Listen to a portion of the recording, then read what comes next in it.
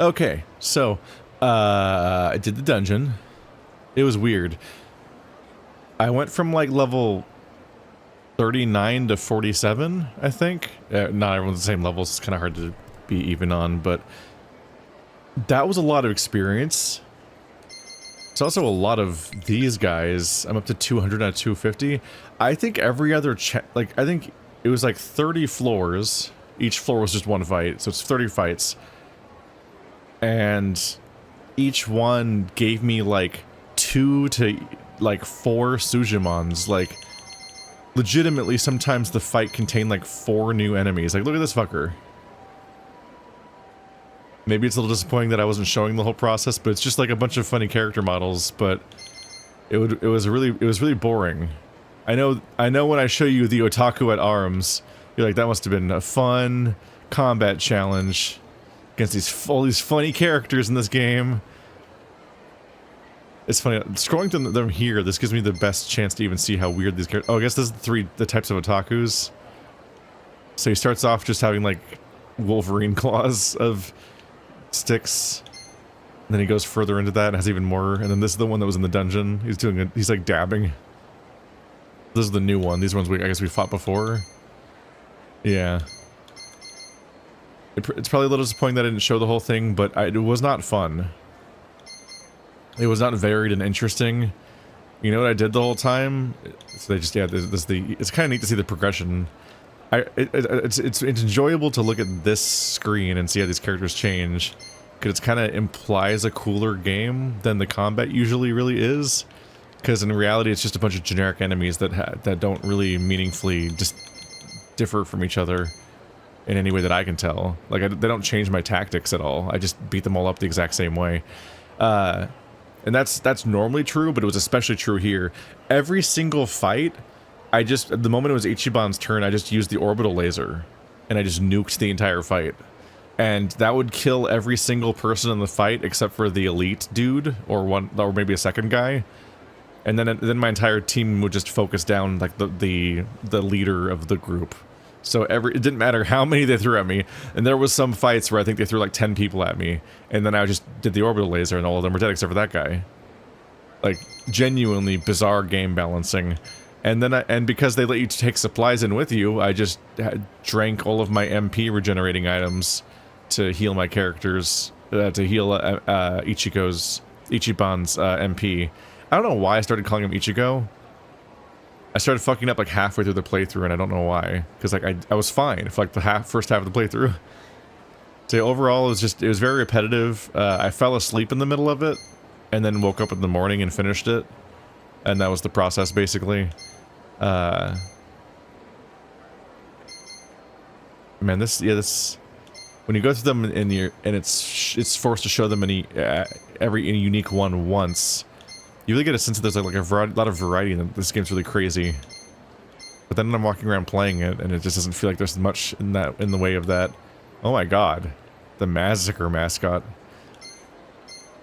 But yeah, it's 30 floors. You'd think that this was supposed to be of like escalating difficulty, but I really did just do the exact same thing on every single fight, and I never got punished for it, and the fights never got harder, and I never got put in danger. I just did the same thing the whole time for like over an hour. I'm also getting a little suspicious of this game's representation of black people, because it's a lot of this. I've noticed that every black guy in this game shoots you by holding his gun sideways, and I'm like, and there's some of the only characters that have guns. Like, guns are really rare, but the black people in this game have guns, and they shoot you by holding their gun sideways, and they also tend to dress in ways that specifically emphasize the fact that they're black. I mean, given that the Dine and Dasher is just a big fat guy, and like, look how fat I am, I'm a fat guy, I'm a fat guy because I eat. But yeah, every single black guy is wearing chains, and is super jacked. And it's just like, it gets a little weird. I don't know, man. Particularly even just like the fixation on like, I think there might be more black people than any other identifiable race that isn't just, I guess, the people that are already locally featured in the game. Because like the story is about Japanese, Chinese, and Korean people. parts, there's like 1 or 2 Americans thrown in the actual narrative. But like, it mixed in with the enemies, they're just randomly like a weird mix of black people, and they're really racially represented, where I'm like, what's going on with some of that? Weird. Anyway, it wasn't very exciting, but I probably have a lot of better gear now, because Jesus Christ. So if nothing else, I should check back to see if it'll let me warp out of here. Because I think I now have enough Sujimon to get another Sujimon reward. And I also probably have some kind of parts from somewhere in the dungeon that probably let me upgrade 1 or 2 of my character's items before I go on to the next thing. But overall, generally speaking, I just need Ichiban to be around to do big attacks. And then I need Saeko around to heal the entire party with an AoE. And the rest of the party is just... they could just also be there. And then the stakes are pretty low. I was surprised by the fact that there wasn't even really a, like, damage sponge.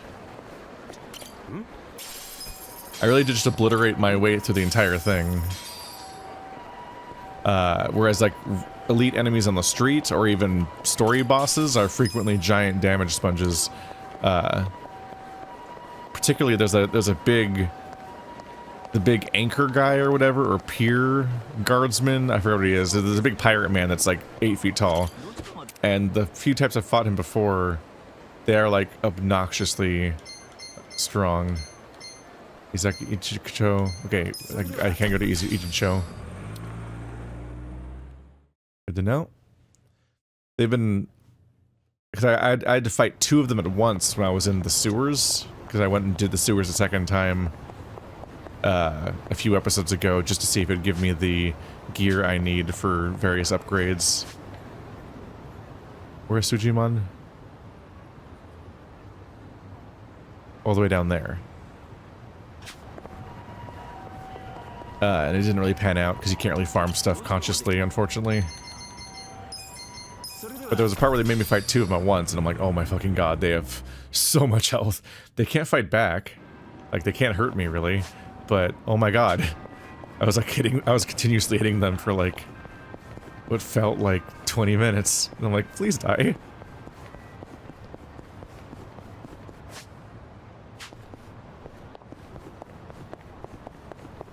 Oop. Got another... there are so many Tojo clan crests. How have I not hit like a milestone yet? I feel like I've picked up so many of them. There's genuinely so many of them. Hello.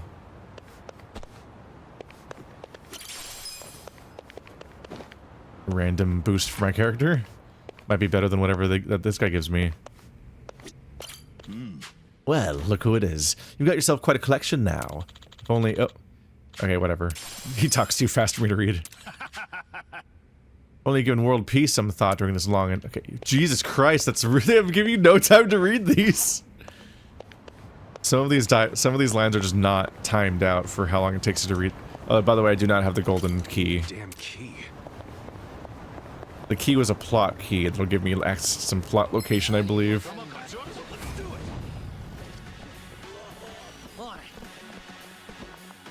This also seems to be a game where you leveling up doesn't matter that much because everything else also just levels up. Because now everything else is... it's exactly... everyone here is exactly my level despite all the leveling I did. Oh my god, there's so many skills! I know I'm just complaining continuously and I don't hate this game. It's a Yakuza game and stuff, but I'm like, if you're gonna make the game turn-based combat, you gotta do something. What is this list of skills? What's going on here, man? it's just a wall. You look at this guy's skills and you just see a wall of 10 fists with different descriptions of attacks.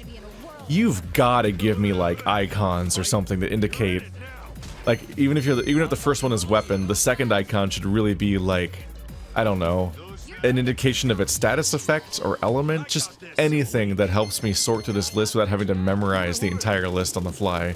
Because oh my goodness, this is so many fucking abilities. It's amazing that only 3 of them use a sword when it's like the sword class. That's weird too, but whatever. The Tiger's Bane Palm. Strong enough to take down a tiger. I'm gonna try to use the newest abilities I have. But it's hard to remember for sure. Ultimate Stack Slap. Are none of these new? I have 3 Stack Slaps. I must have gotten this one at some point and didn't realize it was a new one. Essence of Bone Crushing Bat. Oh, hello.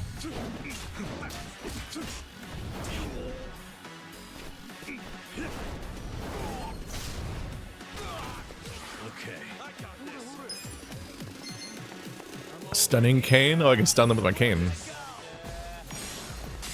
It's good to have another option on this character. And he's stunned. Alright.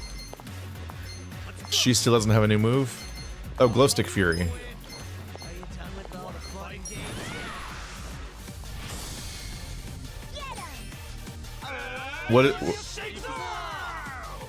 What's going on with that guy's tattoos? Is he supposed to be Maori?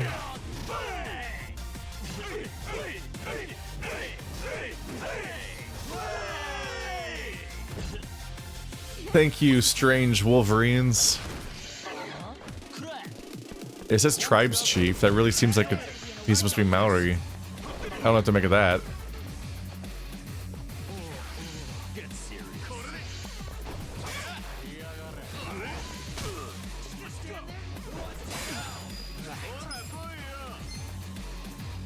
Alright, Shell Shedder. I had that one before.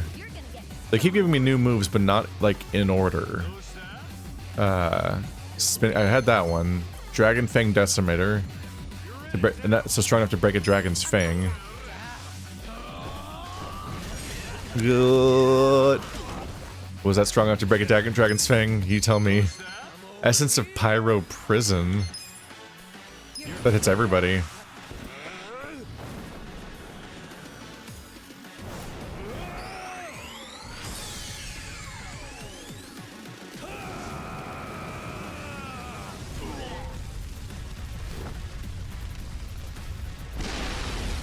Oh God. it's really all over the place each time. I'm like, I don't know how strong attacks are gonna be. I used several big attacks that were huge cutscenes and everything, and it like hardly hurt the person that I was even hitting. And then I use that one and it deletes the entire fight. I'm like, oh! Let's see. I did spend my consumables doing the dungeon, so maybe we'll visit a town. A town? Maybe we'll visit a popo.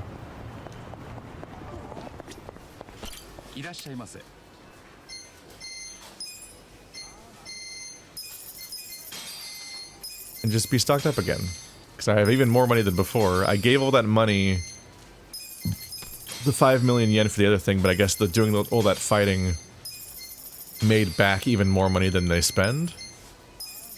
So it kind of undoes the cost you had to invest, I guess. If you can immediately make it back, but just by bulldozing that whole dungeon.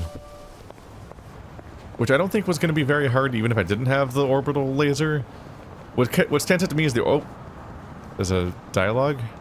Usually the orbital laser's not even that strong. I usually think so far I've found it very underwhelming because it doesn't usually seem to do that much damage, and it takes out half of my entire energy meter. So I was very surprised when it was deleting every fight in that dungeon. I think that just wasn't a very hard dungeon. I'm getting kind of hungry. Let's stop by a convenience store or something. Oh, I could go for some chips right about now. I too enjoy potato chips every so often. Yeah, I love the seaweed and salt flavor. Ah, a refined mango is just lightly salted, nothing more. You do yourself a disservice. The best flavor is consommé. Looks like we're split. What's your favorite flavor, Adachi-san? Actually, my stomach can't really handle chips these days, so as long as it's not too many, I'll take pretty much anything. I mean, I used to be able to down a whole bag like it was nothing. Sucks. Why don't we each just get our favorite? Indeed. We should enjoy them while we still can. Hey, Don't get all mopey on me. I can still eat them. Just don't overdo it. I'll make you some steamed potatoes sometime. Good to go. I like sea salt and vinegar, but I mostly don't like chips very much. I kind of like sea salt and vinegar ruffles, maybe? I'm not crazy about the overall vibe. It kind of like slowly, like it kind of like dries out and scratches up your mouth. And I don't like getting stuff on my hands. So I don't particularly love finger food that isn't finger clean. If I'm gonna eat stuff with my hands, I want it to not really leave stuff on my hands. So chips are just not my favorite thing.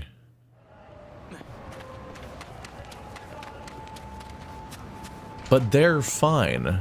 I have emptied a Pringles can in a single sitting or two. A Pringles can or two in a single... Still not enough for the heroic bat? Why do I even do these dungeons? Is that even what's equipped on him? The box cutter. Was everybody rewarded with a stronger weapon than they're currently wearing and then I auto-equipped them? Maybe. Oh, that makes it much harder to tell which ones are the ones I was using.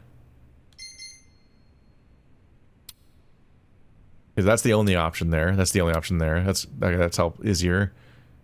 Okay, so that is the gangster one. Nice. Okay, there's the microphone. Okay, so this... Almost there. Upgrade the microphone again, but still not strong enough to keep up with her current weapon. It looks like none of them are currently equipping their upgradable weapons, which is a little upsetting. Except for you. I just used up the part you needed. Wow. Is that what happened? The Dragon Soul Bat, yeah? Huh.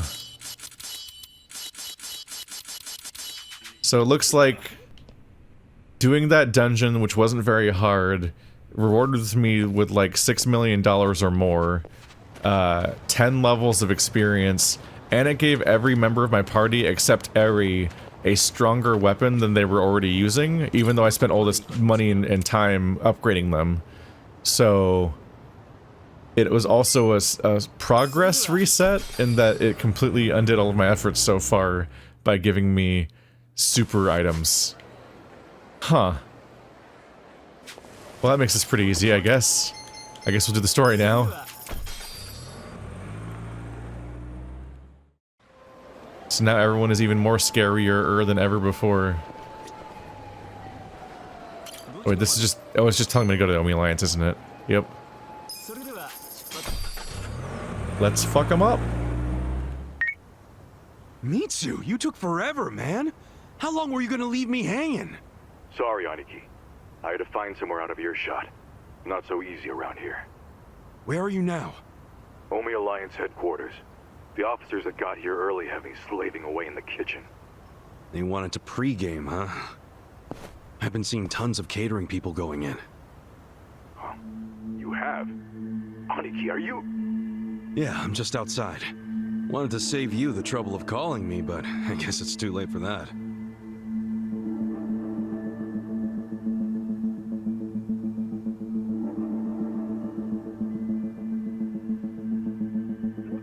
Why on earth would you do that? Arakawa-san's in there right now, isn't he? What? Yeah, he's here. But don't come in. I need to arrange a secure meeting spot for you two. I need more time. No way. You have no freaking clue how long I've been waiting for this. Hey, come on, dude. I told you to stay in Yokohama until I contacted you. Yeah, I think you might have said that. Might? I said it clear as day. Well, surprise, I'm here a little early. You would be too if you were me. God damn it, man. Fine. But for now, get the hell out of here. You do know that if someone at HQ recognizes you, you're fucked, right? Proper fucked. Oh, chill out. It's not like the place is crawling with Omi or anything. It's just these catering guys rolling their stuff around. Hey, if I disguise myself as one of them, I could slip right in. No, no, Kasuga. Stop right there. Don't even think about it. Mitsu, I need to see Arakawa-san. I need to. This has been on my mind ever since he shot me in Kamurocho. Don't you get that? No, you don't get it. You can't. And I don't give a shit. I'm going in. Wait, Aniki. Where is he in the headquarters? Look, you need to... Not gonna tell me? I see how it is. Guess I'll have to ask around inside. You're gonna get mobbed, dude. I'll take down anyone who stands between me and Arakawa-san. Aniki. Hey, if you just tell me where he is, I'll do my best to avoid any fights. I promise. Okay. Arakawa-san. He's in a room called the Dragon Chamber. Pretty deep inside HQ. Dragon Chamber, got it. Is he alone? No. He has some guests. 3 people. All right. Thanks, Mitsu. Aniki, are you really going to do this? Okay. I know where Arakawa-san is now. Finally beat it out of him, huh? No, let's go then. No, I should do this alone. I'll be okay. And look, guys, I'm grateful to all of you for coming this far with me. But there'll be no hard feelings if you want to bail. Really? You're pulling this martyr shit now? Yeah, what's with pushing us away? You know we didn't come to Osaka for the pleasure cruise. Hey, look what I found. This box was just sitting over there. And by the way, I feel the same as the rest of them. The saga's been fun, but playing tourist is getting old. That's quite a find. It should make getting in much smoother. Guys, thank you.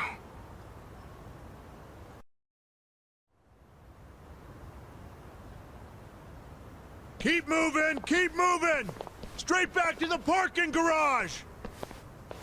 There's the waiting room. You lost or something, pal? Yeah? Hey, someone deal with this guy. So good. Hey, catering boys, over here. Careful where you step now. Everyone's famished as hell. Any moment, they're gonna start hollering for food. Good disguise, everyone. Yo, someone go see if any more trucks can fit! Is the beer here yet? These guys will need booze. They'll never recognize you in that costume. Hey, Arakawa-san's in a back room called the Dragon Chamber. Just act natural. It's always Dragon. Dragon D's nuts! Oh. I saw these pillars and thought of the fucking, the bank scene from The Matrix. This big-ass catering box. I've never seen one of these in real life. I always hear about catering, I just don't really ever experience catering. Because I'm not important. Just me. Just gotta get out of my way. Sorry, I just gotta feed all my employees. Oh, I've got so many employees because I'm so important. So many employees work for me. Me. Some jackass YouTuber that has been working out of his room for the last decade. Well, it'd be good to confront Arakawa again, who has not had a single new line of dialogue since the first or second chapter of the game. I think that was technically, I think when we went to prison, that became chapter 2. It's been a while. Hey, yeah. I wonder if that one's on watch? Yeah. Most likely. I'm sure they don't want people like us slipping in. Be bad news if our cover gets blown, Kasuga. What's the plan? We came this far, didn't we? We just keep going. Figured. Let's at least try not to get caught. Okay. Yeah, I know. Follow my lead. Did Zhao replace... Oh, there you are. Oh, wait, no, you're in my party right now, that's why. I was like... Oopsie. You can't see me. So we got a big ol' Metal Gear Solid screen. Okay. Or map. Did Zhao replace him in the story? I guess he has been in the story. I got used to Eri not being a real character for so long, but other people do actually show up in cutscenes just slightly startling to see 4 characters and none of them are Nanba. It did happen a bit for a while with the Korean guy. That was a bit different. It's a bit of a trip trying to clock these people's routes.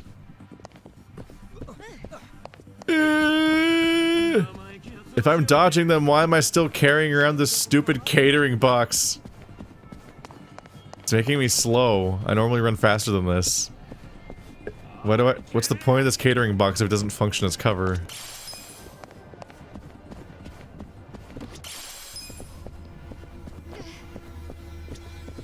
Oh, it makes me move so weird. Should I open it? Sweet. Should I open it?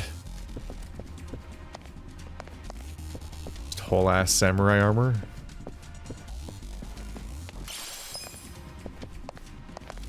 Isn't that a big deal item? Hang on a minute. Yeah, I'm wearing that one right now. Plus 8 attack, defense, and magic, plus 15 healing, agility, and dexterity. It's a comically strong thing if you just care about stats. Given how stingy most of these stats are most of the time.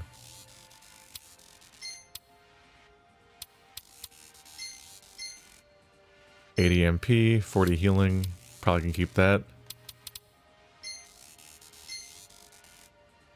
Yeah, this will just make you lose 2 magic, which is admittedly your main stat, but oh, it's just strong defense.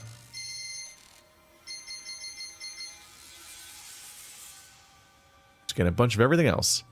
I guess maybe give it to this guy just because he might use those stats more. Yeah, that's just because you 10 attack.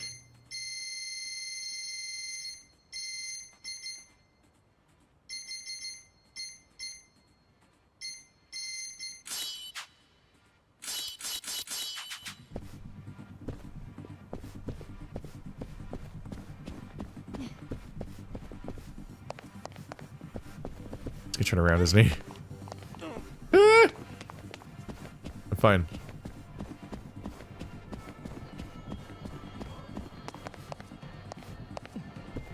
Why are they just walking back and forth in one room?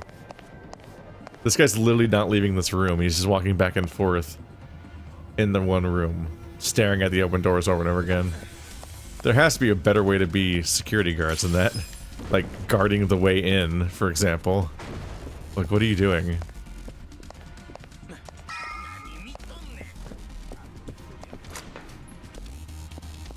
It's like the definition of just trying to look busy.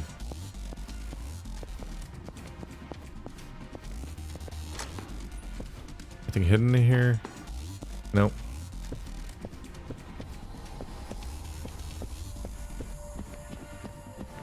Why am I holding this stupid food if I have to sneak? The character's normally so much faster than this. You don't see me. You don't see me. Thankfully, they are like hilariously bad at spotting you compared to how normal fights work in this game. Which is good because it'd be pretty impossible otherwise.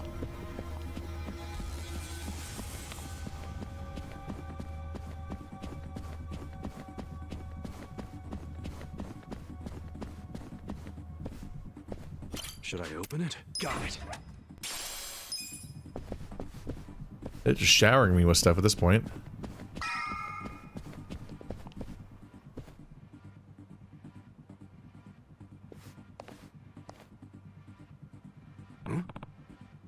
Hell of a door.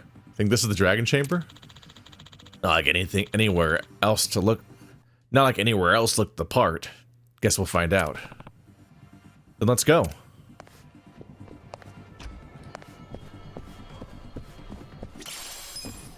Just a silver ingot. They just left it on the floor, as you do at your Yakuza base. Oops, forgot our riches. Dropped them. Whoops, oopsie. Oh, there's a velvet rope, but that means I can't go that way. I only follow the rules. Famously.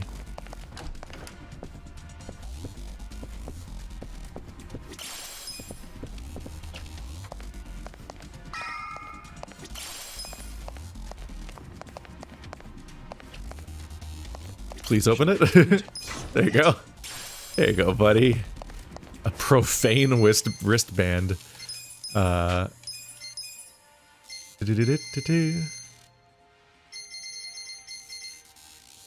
Boost crit hit rate during battles. That's it. I wish I told you what the increase in crit is. I'm playing a variety of Japanese games where it just feels like they're like, yeah, it makes this kind of better. And it won't like tell you in any numerical way what that means. And you're like, okay, how do I compare that against other things mathematically if I don't actually know how strong it is or how much it changes the thing? You know, it makes it better. Okay. Hey, who are you fellas? Oh, just on our way to the Dragon Chamber. What a name, huh?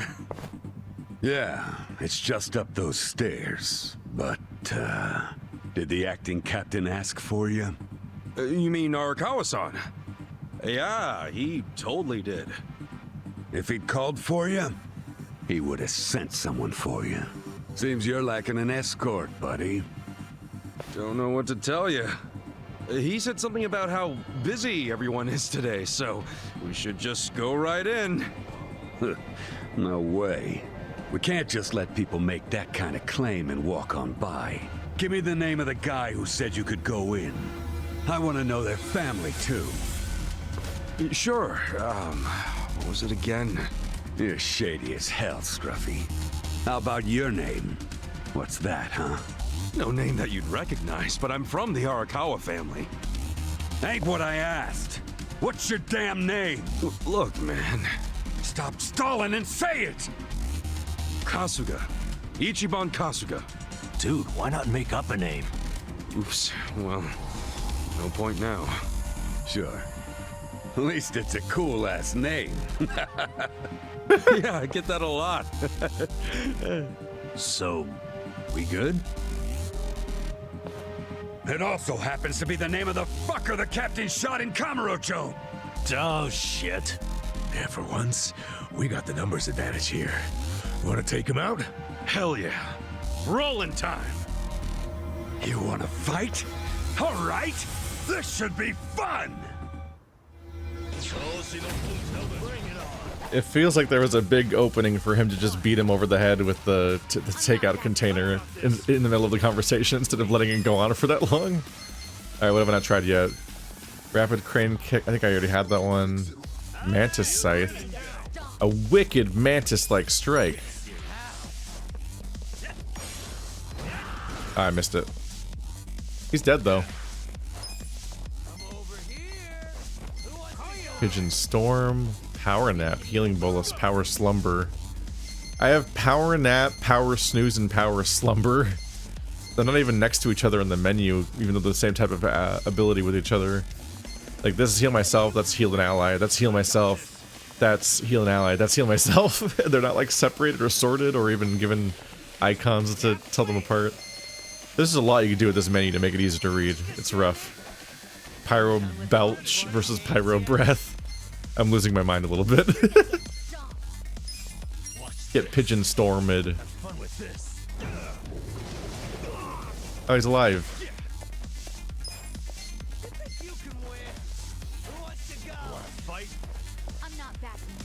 Removes all allies' status ailments. Success rate is based on my charisma stat. Hey, I have use of charisma. And I can heal my teams with my kindness stat. And I can make everyone stronger with passion. Anything else? That's 3 of my stats now. I've learned the hard way that Hero's Vigor, which revives people, it's not joking when it says makes a valiant effort to revive a fallen ally. It fails a lot. I got really used to Saeko having a version that works. His does not work, like all the time. It's a real problem. Just beat him. Trying out everybody else's abilities.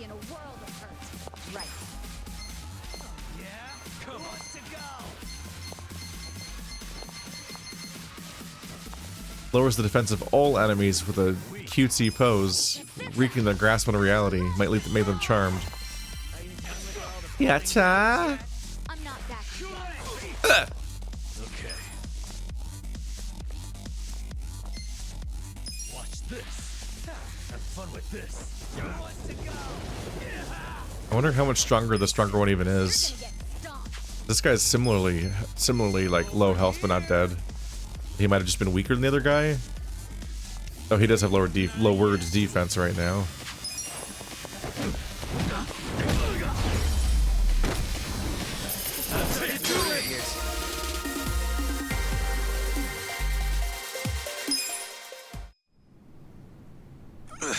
Give me a hand.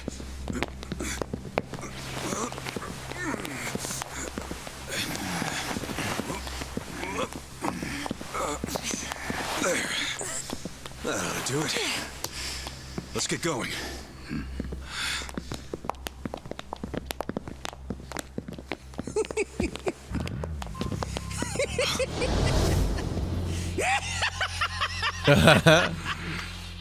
Intruders! Sound the alarm! Isn't that the line? That's what you sound like, huh? I don't know, man. Doesn't seem like you're gonna need the help to me. Oh, you got me there. Sitting around in this place has been killing me with boredom. I don't know about you guys, but I could use a little excitement. They hire Matt Mercer for him. Let's get him, Kasuga. If they wise up and call for help, we're screwed. Huh. You think we'd do that? Not a chance in hell. Never met a problem the two of us couldn't handle by ourselves. Music to my ears. I'll take it. Something about that kind of confidence I've always respected. If I had to guess, you two were officers. Not too far off the mark. Good eye on that one. Ichiban, something feels kind of off about them. I know. Wouldn't expect any less from the Omi Alliance HQ. About time you guys got that through your heads. Yo. I got a question for the guy rocking the eye patch. Do you now? I've heard stories about a guy from the Tojo clan they call the Mad Dog of Shimano. And? That wouldn't happen to be you, or would it?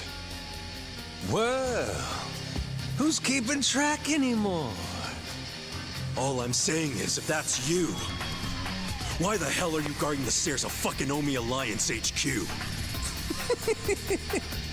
So you want to keep asking questions? Well then good luck beating the answers out of us. Goro Majima. Talking kind of big there, aren't you, Majima? Hope you haven't gotten rusty after all that sitting around. And Taiga Saejima. Get out of here with that! How dare you ruin my big setup with that shit! Don't you worry, fellas. I've been itching for a fight for a long damn time. Let's go. It's Goro Majima's comeback tour! Get used to this voice actor for when he's the protagonist of a game in like 2 or 3 games from now. 4 games from now, maybe? By the time I get there, I probably have to play The Man Who Erased His Name, and Infinite Wealth, and Lost Judgment, and probably Yakuza Kaisen or whatever it's called. So 5 games from now. Oh god, there's so fucking many. Jesus Christ. What have I signed myself up for? Alright. Oh, 1-on-1. Okay, it's just Majima. Saijima's just hanging out. He's probably gonna join later, isn't he? Okay. Well, let's kick his ass. Missed you, Majima. You literally... Wasn't Majima not even in the last game? Considering that my starting point was him being the protagonist of one of the 2 protagonists of an entire game, I've been surprised by how restrained they've been with Majima. Particularly with how, I guess, compared to how unrestrained they were otherwise in many cases.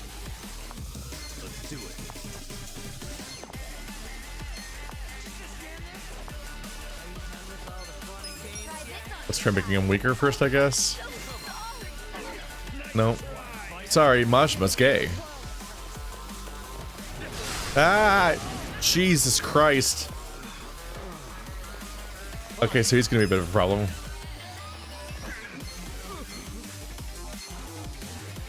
Let's make him bleed.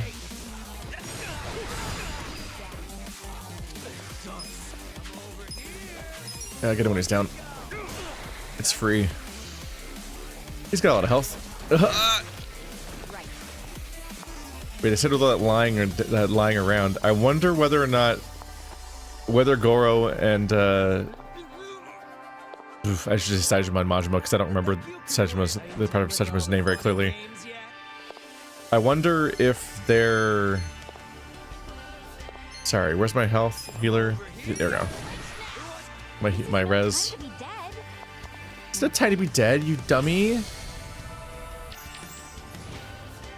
Guess I'm still worth something. What? Is that the logic? Please don't spin again. No, I guess that's also spinning. Oh. Damn it.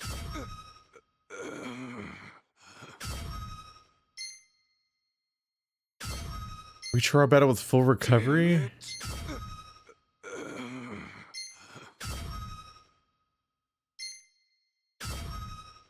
It costs 4 million to retry?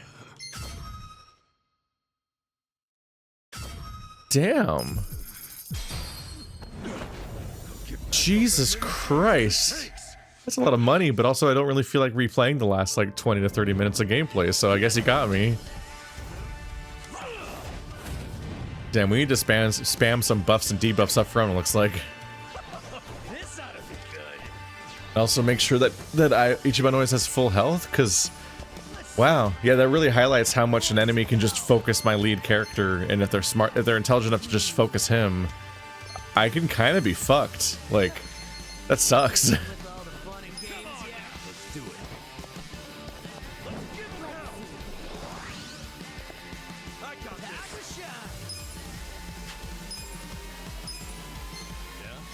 Place Nanba with Joon-gi Han.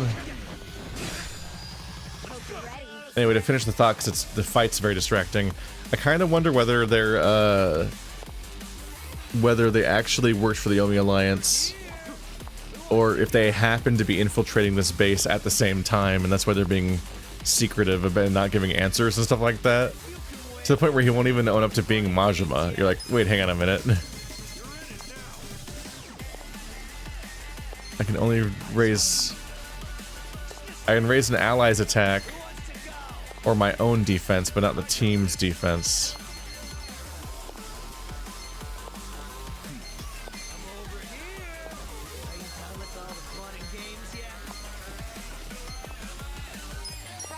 I should still try to make him weaker. Please. Okay.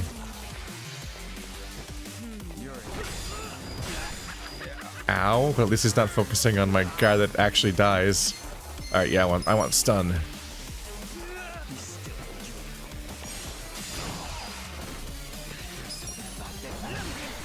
I shouldn't have done the follow-up. I should have gone for his bleed.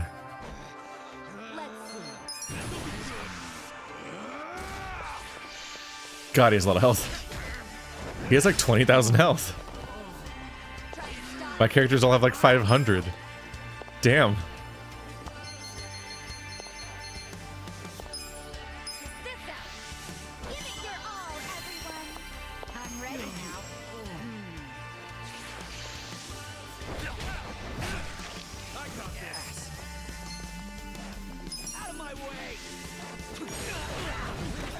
Ah, I fucked up the timing.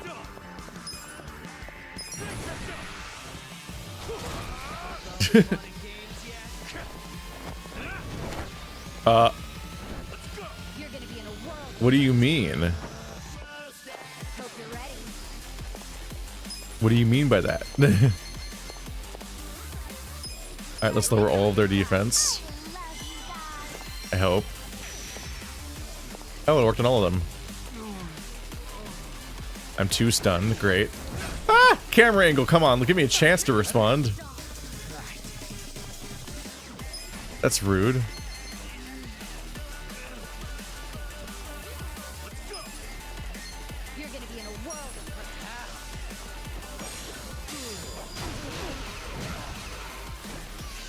Oh yeah, it's funny. I've seen that combo before in other games. Ow. That just means it's real martial arts, I guess. But please don't die. Also, orbital laser, obviously. With this many enemies. Let's get nutty.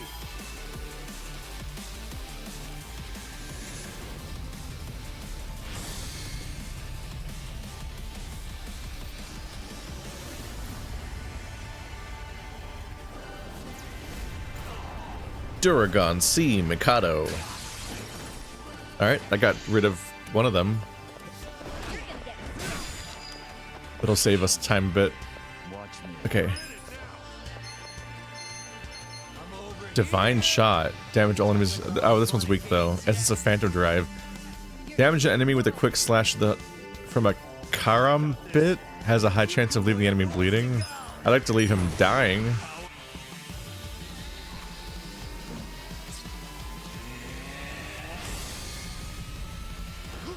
He doesn't wear socks. Take this, fake Majima. Great. I'm so tough. Didn't even kill him. Please don't kill my healer. I need her. I need her right now, actually. I'm very carefully reading my skills because there's so many buttons that I don't want to accidentally click on the wrong one and ruin my fight. There are genuinely so many moves that even when I'm clicking on the ones that I'm familiar with, I'm like, is it the right one though? Am I sure? Not really worth using an ability here. Alright, 3 of the clones are down.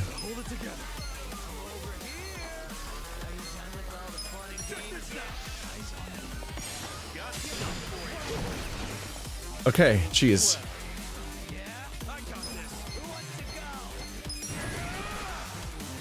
Let's do it again. Resisted. No effects. Not even left bleeding. You doing okay, buddy?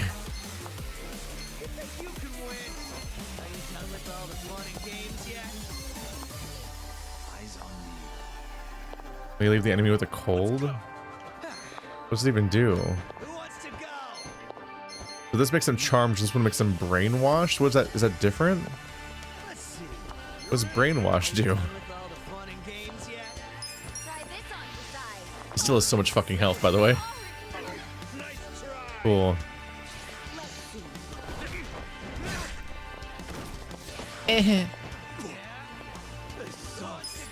I sure bleed a lot. That's me. This is the one that can still do damage.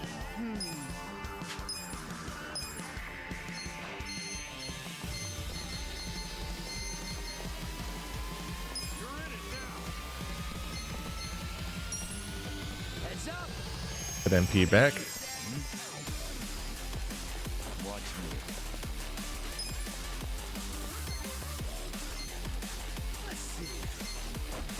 Fatal Rush. Damage enemy with a karambit, dealing greater damage to enemies who are bleeding, stunned, paralyzed, poisoned, or asleep. So none of those are currently true. Let's try bleeding them first. Oh, god damn it. I forgot that's the one that has the second button. A really sudden one, too.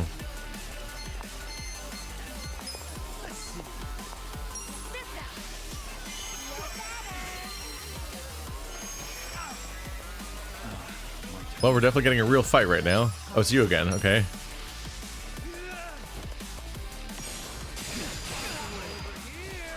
Still not bleeding. Oh my god, are you alright?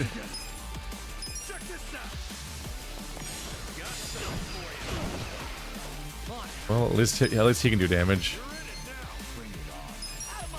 Is he immune to bleed or what? Uh-oh. No. No, we're busy. Come back later. We're still working on Majima's 18 health bars. The eye patch guy's a pain in the ass already. And now he's got backup? Hey, this shit can go sideways quick. If you're feeling low, don't push through the pain. Stop and heal or just defend, okay? The game's reminding me how to play a JRPG this late in the game. So even they know the game up till now wasn't actually hard, and that they need to remind me to... Oh, by the way, make sure you fucking don't... Ow. Ow. You pricks. Let's see, she's not stunned or anything, so she'll have her chance to heal the party.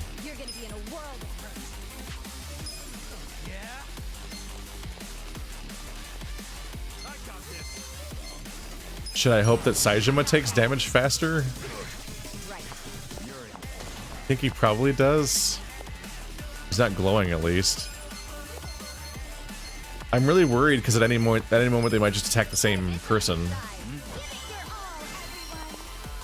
If they both attack the same person, that person just explodes. Like they're so fucked.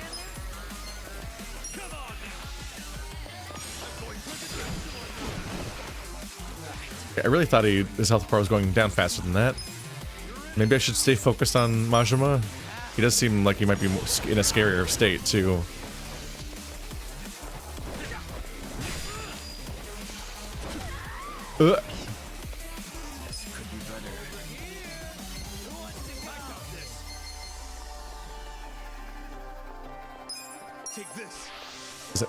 Do any status effects work?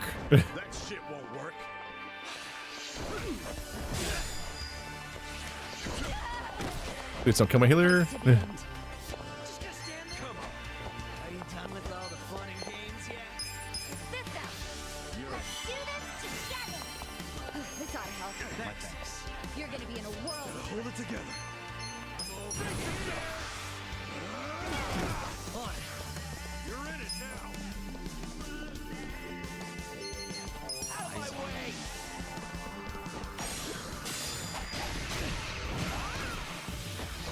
That probably does better damage since the bleeding never seems to work.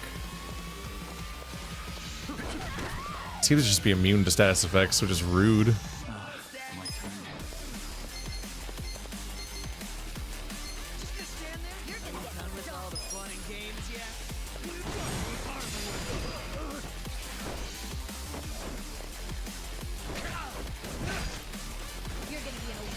Damage could have been worse. It's your turn again? You had 2 attacks before she got an attack.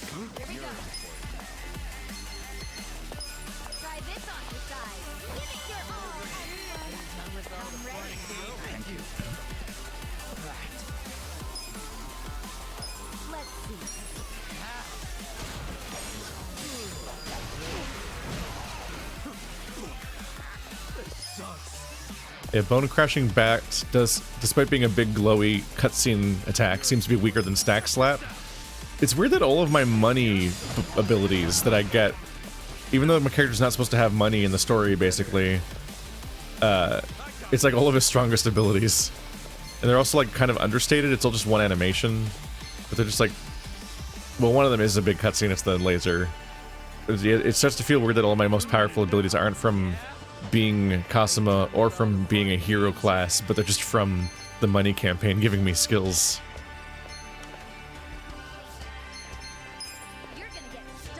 Okay, don't get me. Yeah, I don't want to get hit by the other guy. Although I think I've only ever been interrupted on my way to an enemy when I'm Saeko. I think everybody else just pushes right through enemies. Uh-oh.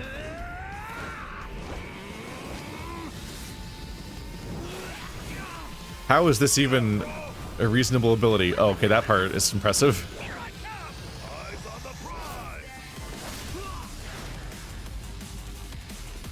Damn. Surprise cutscene hit. Ugh. Oh god, they're still getting turns! What do you mean?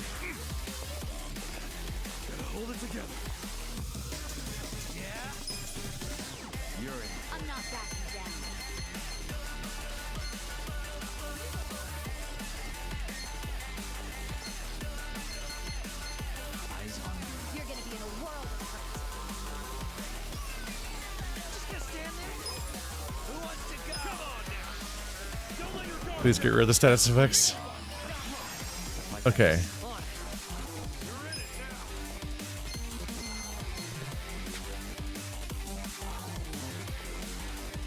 Running out of energy.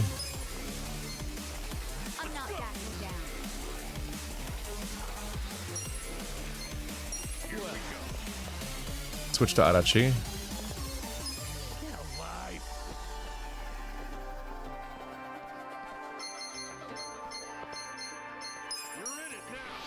A gift for you. Okay, right before his turn, I get to heal the party.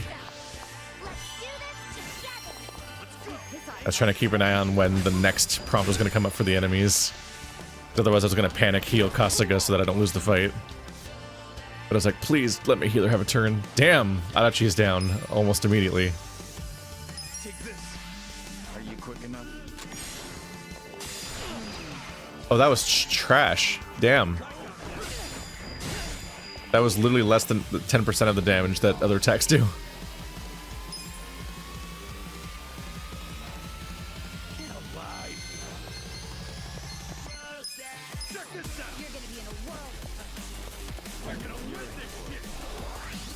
Oh, it's next. Oh, wait, he's next. Okay.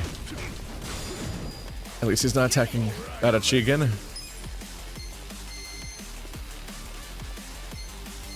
Bulldozing throw and Hell's Wheel? This becomes stronger the more health I have, which I don't have right now. Roll enemies do a blazing inferno, damaging them heavily. Oh, not Saejima. Oh wait, did I hit Majima? Okay, good. What? Wait, I hit both of them? Oh, cool.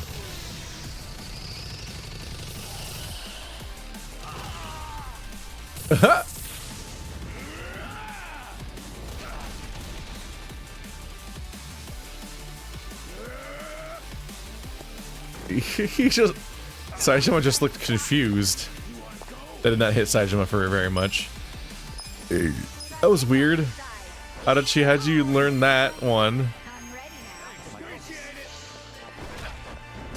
That doesn't... You're a bit old to be pulling that kind of shit. I'll show you a fight. You're gonna be in a world of hurt. Don't get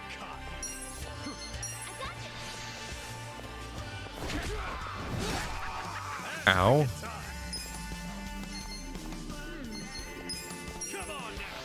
Well, just get rid of one of them. We're so close. No? Again? Just the same move again?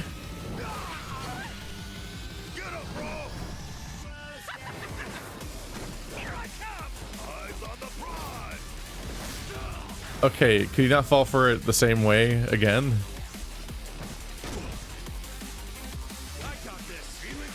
Okay, that wasn't that strong though. Health is still low.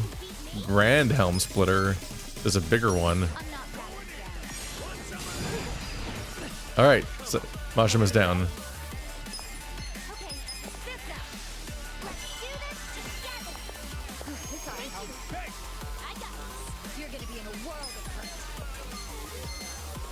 Essence of Flying Swallow. Melee them afraid.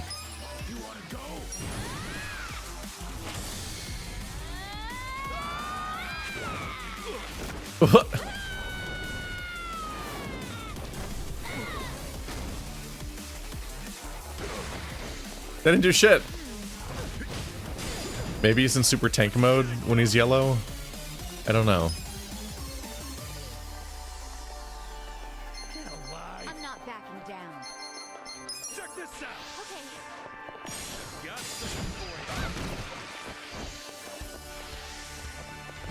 Hey, that's rude. Wait, most attacks count as misses? That's funny. You're gonna get stomped.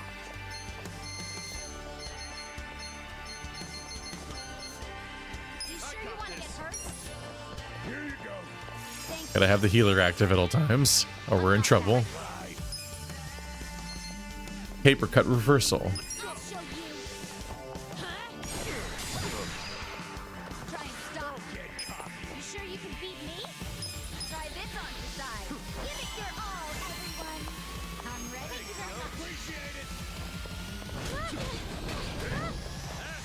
Ow. You're really fixated on her specifically, aren't you? You're gonna be in a world of hurt.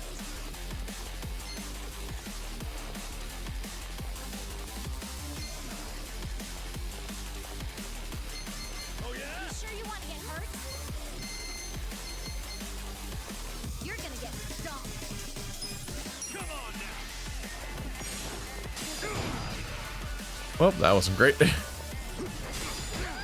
Eh.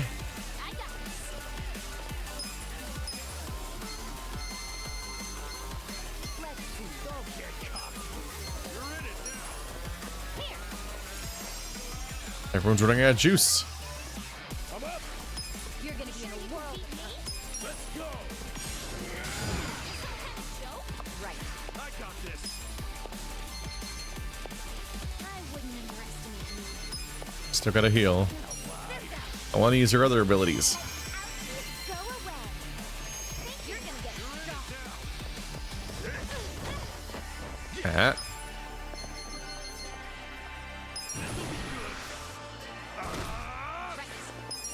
Can't block this. Still did no damage. Jesus. This Hashima just is really hard to damage. Let's go. Well, my health's full, so bulldozing throw should do full damage.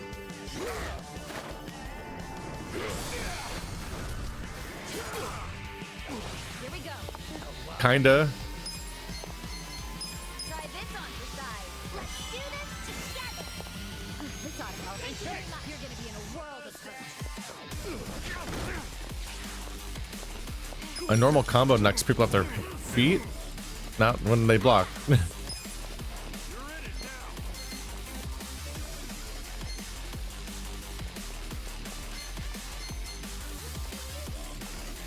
May leave them stunned.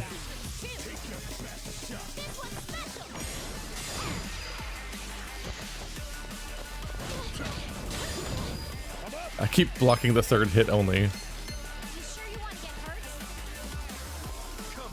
Well, at least this does damage. No, why did I do that?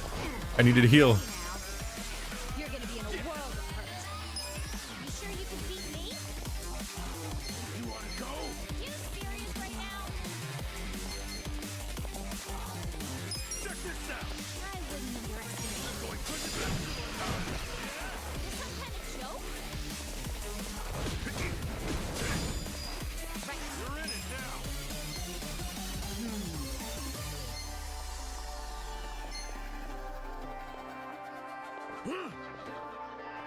I got this. I'm not backing down. It really does feel like they're kind of immune to everything. You're in it now. You're gonna get Lower shot. accuracy and evasion. I'll show you. Take your best shot.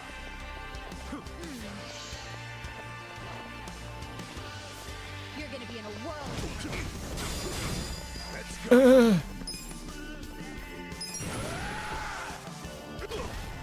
Here we go. This out. Okay. Give it your all, everyone. This ought to help. Yo, appreciate I it. got this. Huh? I got this. Accuracy and evasion, accuracy. Boost allies evasion. Let's see. Come on. Flower power.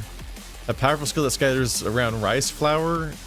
An essential senbei ingredient may lower all enemies' accuracy and evasion. That's the thing I already did though. Let's go. Yeah. Why does she have so many different abilities to just lower accuracy and evasion and not like a different status effect mixed in? This is kind of rude. And that's all it does, doesn't do damage. You're gonna get So right now it's useless because I already lowered it. Take your best shot.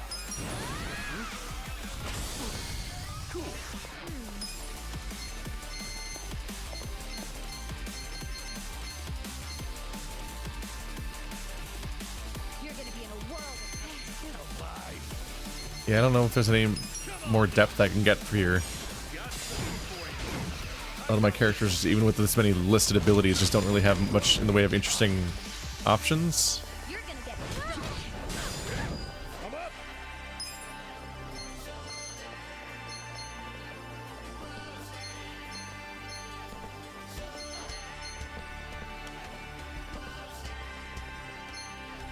You're in it now.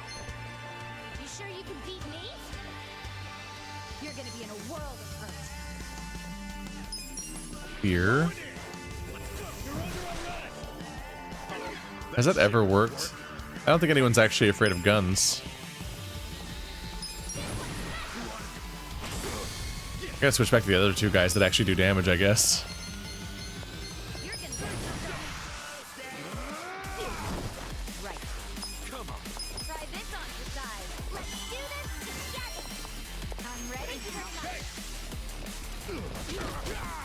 Ow.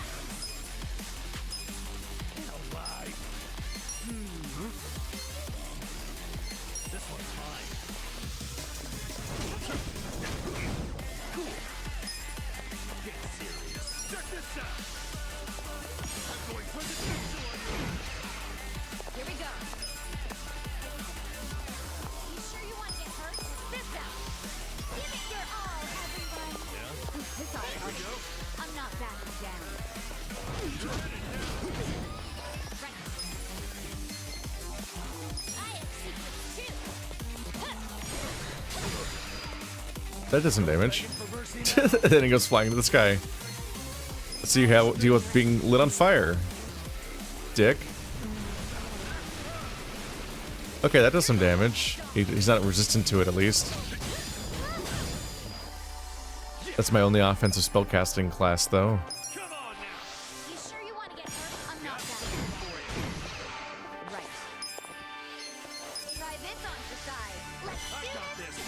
You won't believe how many times I can cast the AoE heal.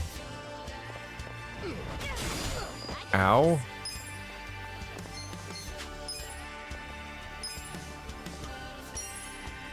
You're in it now.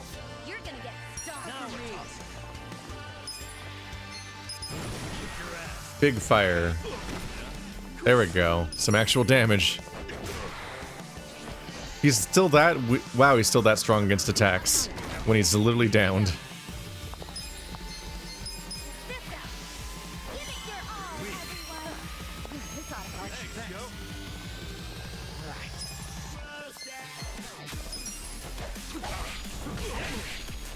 Oh my god, my normal attack is stronger than most people's entire MP costing moves.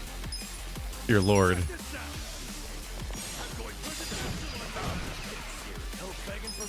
Why did I just attack with you? I can't believe it killed.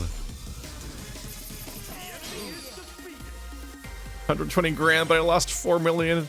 That wasn't even a good enough fight for everyone to level. Only 3 people leveled. Ah. Sweet. Hell yeah. Excellent.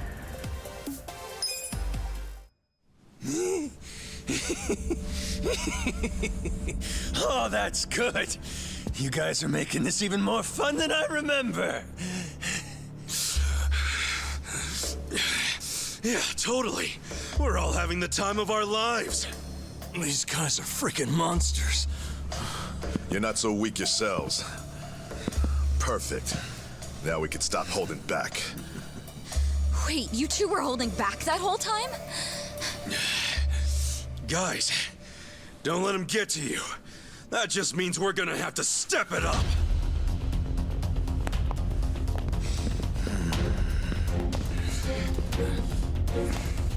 That's enough. Would you all mind putting this fight on hold until tomorrow? Please, Ichi. Hey, isn't that him? Yeah, it's Arakawa. Boss!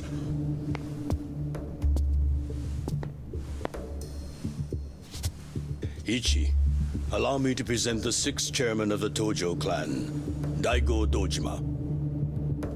Hi? Wait a second. The 6 chairman's here? 6th chairman. This man used to be one of mine. His name's Ichiban Kasuga, of the Arakawa family, loyal to the Tojo clan. I'm Daigo Dojima.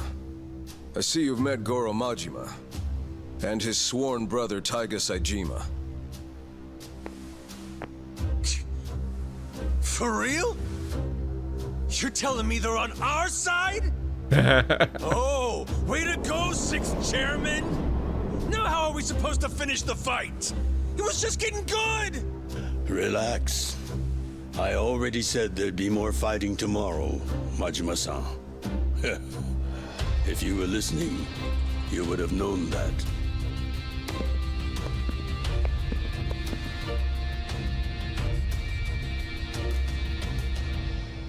What the hell, guys? What's up with you? We weren't planning on fighting. But we're not gonna let you hurt him this time, Arakawa. Don't worry. I don't plan on shooting him. That's pretty vague. Sorry, but you're gonna have to do better than that. It's not vague, it's very specific, and that's the weird part. He's like, I don't plan on specifically shooting him. I'm like, okay, excuse me? Of course. Let me explain what I can. This way, everyone. Come with us.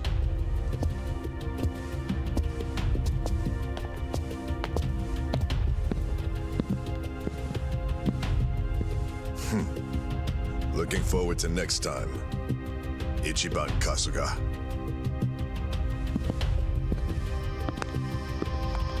So sadly, this game has way more returning characters than I expected. All in one go, you have Majima, Saejima, and Daigo Dojima. Next, Kiryu's just gonna walk in like, hi, I'm the protagonist now. JK. I really thought they were going to go for like a clean break.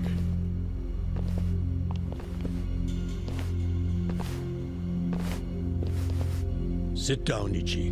The rest of you are welcome to take a seat as well. Okay, I can do that.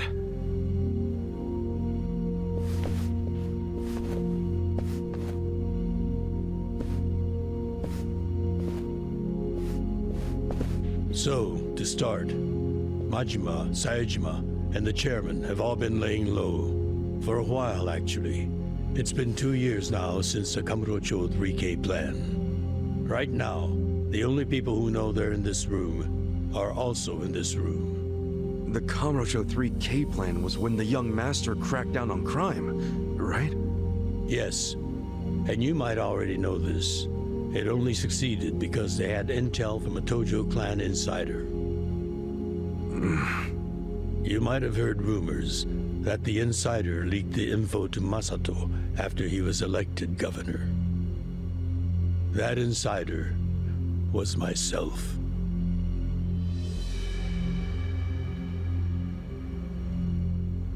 All right, but if the sixth chairman's not gonna speak up, I'm guessing there's more to this story? I got that right, sixth chairman? Ichiban, easy. It's fine. I'll explain. Patriarch Arakawa didn't betray the Tojo clan. He leaked the Tojo clan's inside information with my complete approval. The hell? At my request, Arakawa-san played the part of a scheming, two-faced traitor. And ultimately that led to him having to shoot you, unfortunately. I'm sure that hasn't been easy for either of you to come to terms with. But that can't be the whole story, right? It's too easy. You've told me this much. You might as well tell me everything. Please. Well, it's not like you've left me anywhere to run. You don't mind, do you, Arakawa-san? Sounds like he's gonna make this trip worth it, Ichiban. It all started when Masato became governor. Of course, he was Ryo Aoki by then. He started pushing the Arakawa family to leak inside info, which he'd paired with his 3K plan and used it to crush the Tojo clan. At first, I refused. Then he threatened to arrest me under anti-Yakuza laws as many times as it took for my family to collapse. He threatened his own father? He did. And as I was trying to think of a solution, Sawashiro came up with one. His idea was to strike a bargain, to give up the info as long as Masato agreed to extend us government protection. At the very least, that would keep him from grinding the family into dust. Sometimes I think Sawashiro is softer on Masato than I am. I didn't agree with him at first, and besides, it wasn't my decision to make. I laid it all out to the 6th chairman. Told him what Masato had asked of me, and how if I turned down the request, he'd probably just threaten another family. Eventually, someone would give in and betray the Tojo clan. I couldn't allow that to happen. I knew the chairman would think like Masato in a way I couldn't. Not only because they're closer to each other in age, but also because he's my son. You never truly know your children. You yearn to, but in the end, they're a different generation. How'd the 6th chairman get so popular with old fools? You're no spring chicken yourself, you know. If Arakawa-san hadn't gone along with the plan, he would have been arrested under some false pretense. The anti-Yakuza laws are so open-ended, the government's got a vice grip on us. We've come into an age where politicians and law enforcement can use these laws to bend the Yakuza to their will. Which means the Yakuza way of life is dead as we know it. Soon enough, the only thing a Yakuza crest will symbolize is a government slave. The Tojo clan aren't anyone's slaves. Sounds dramatic. What else do you call those so completely under the control of others? We've already had a man of some importance imprisoned for his refusal to submit. He had a subordinate who fought back against police harassment, and they found him liable as the man's superior.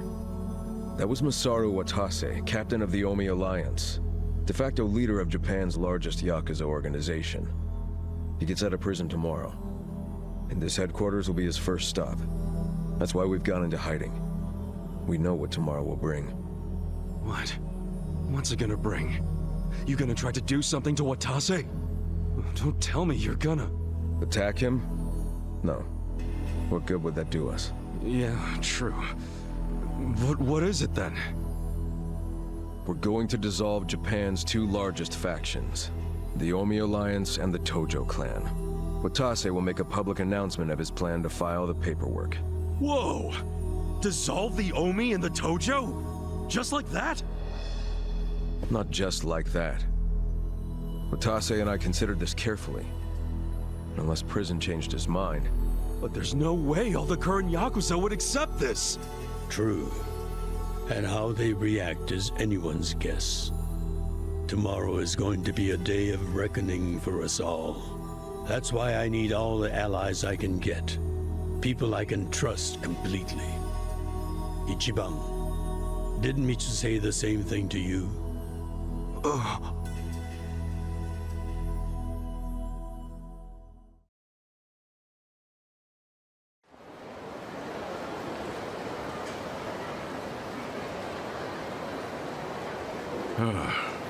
So that's how you managed to talk to Arakawa-san last night.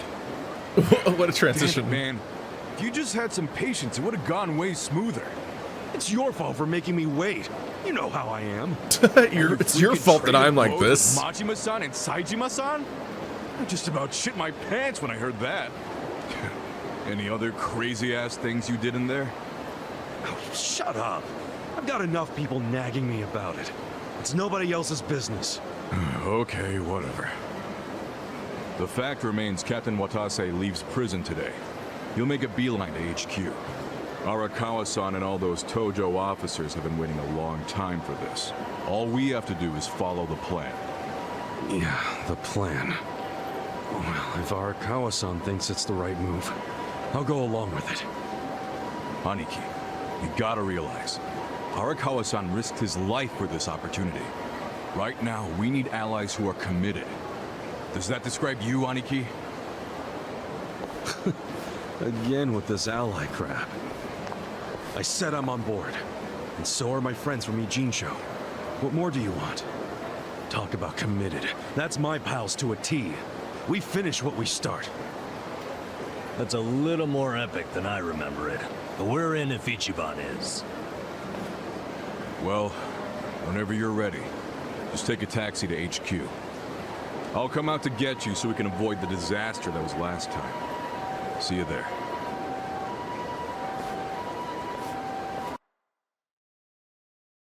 Hey. It's a little surreal that the plot all boils down to this is the game where the government made the Yakuza illegal. And like I can't be the other one that's like, wait.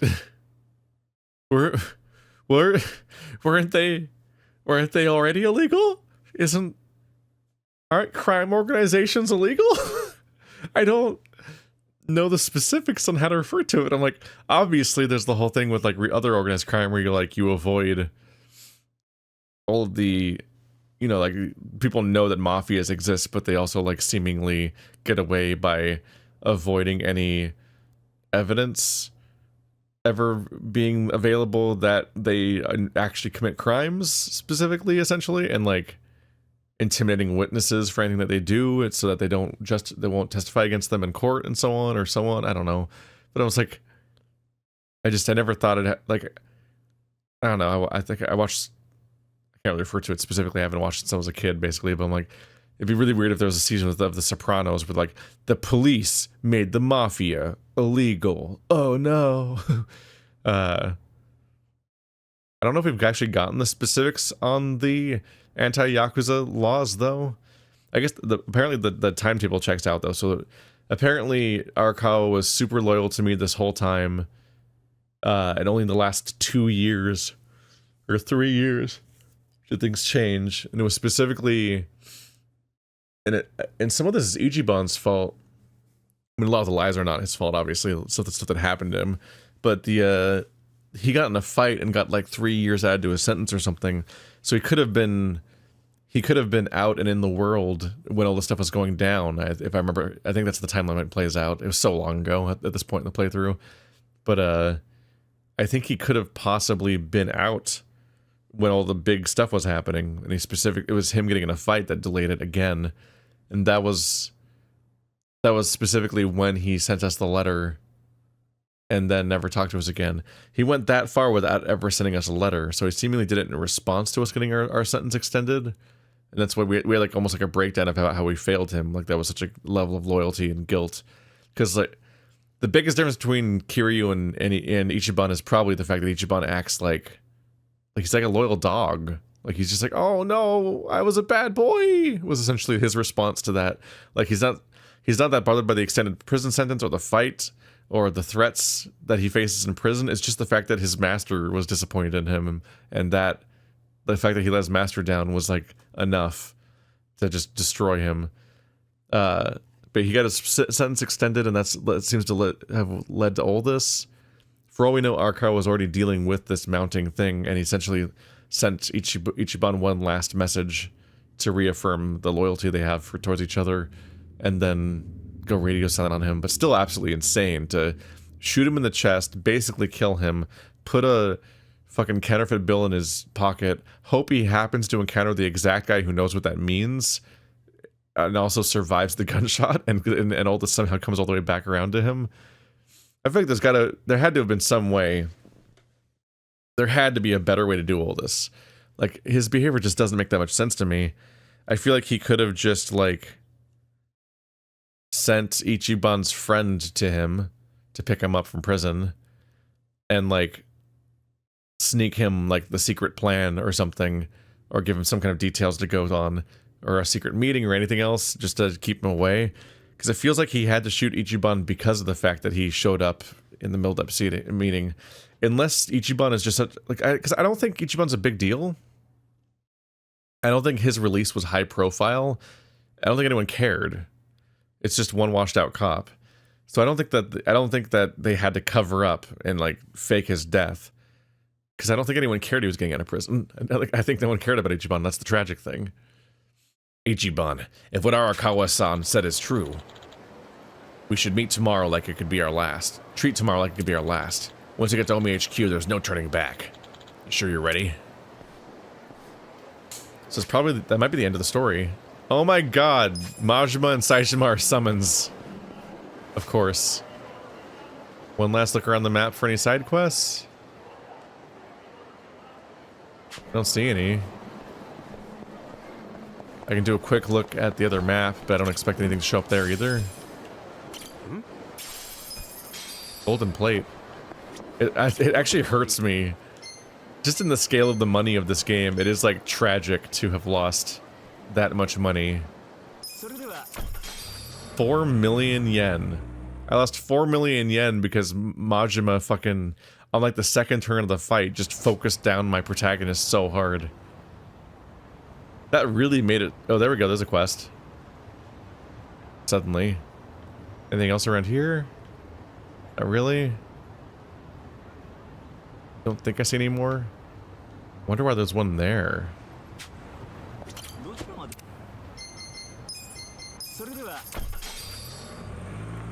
There is a side quest.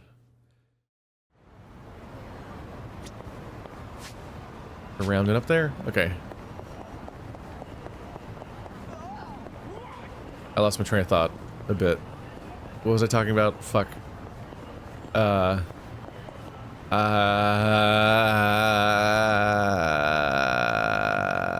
yeah, it's just a lot of money. You fucking, the retry mechanic costs you like 20% of your current money, maybe more. 30% maybe.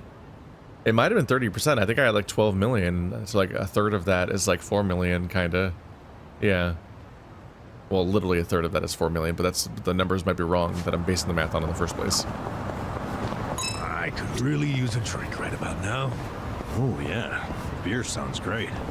I was thinking wine. White wine's real good this time of year. Yeah? You a big wine guy, Adachi-san? I guess so. Wanted to be a sommelier way back when. So why didn't you? You know, I could never stop drinking after that first sip. I'd get so drunk, I wouldn't have been able to tell a white from a red. Yeah, that'd definitely complicate things.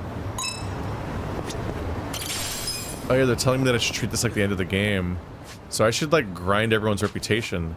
That's wild to me that I had such a good tempo, but they locked Nanba's reputation for so long. And then they gave me 2 characters right at the end of the game, or pretty close to the end of the game. So I didn't really get the chance to like deal with their reputation bars. Zhao's still level 0. Man. Okay, so I might have to do some reputation grinding. Just use whatever the fastest way is of rapidly filling up the meter. It's not that hard. You just have to like waste money buying a bunch of meals or watching a bunch of movies together. Oh god, another mob is here.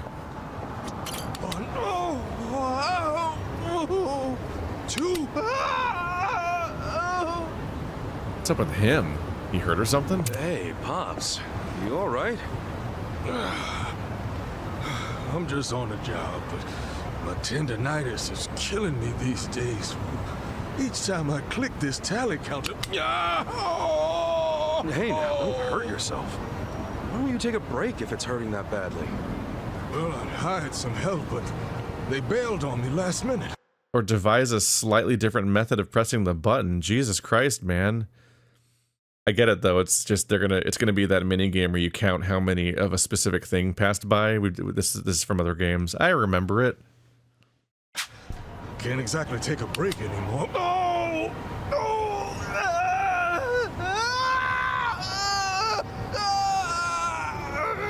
Whoa, easy. That doesn't sound good. Want me to call you an ambulance? No. As long as I don't use the tally counter, I'm good. Besides, it's not like anyone's rushing out to do my job. Kids of today aren't interested in the modest life of a traffic census taker. I feel like AI does this at this point. Traffic sensor? The hell's that? What? You've never heard of a traffic census before? Never in my life. Bet it's complicated though, yeah? Oh no, it's quite easy. My job simply entails counting the pedestrians and cars that pass by. So how do you count them?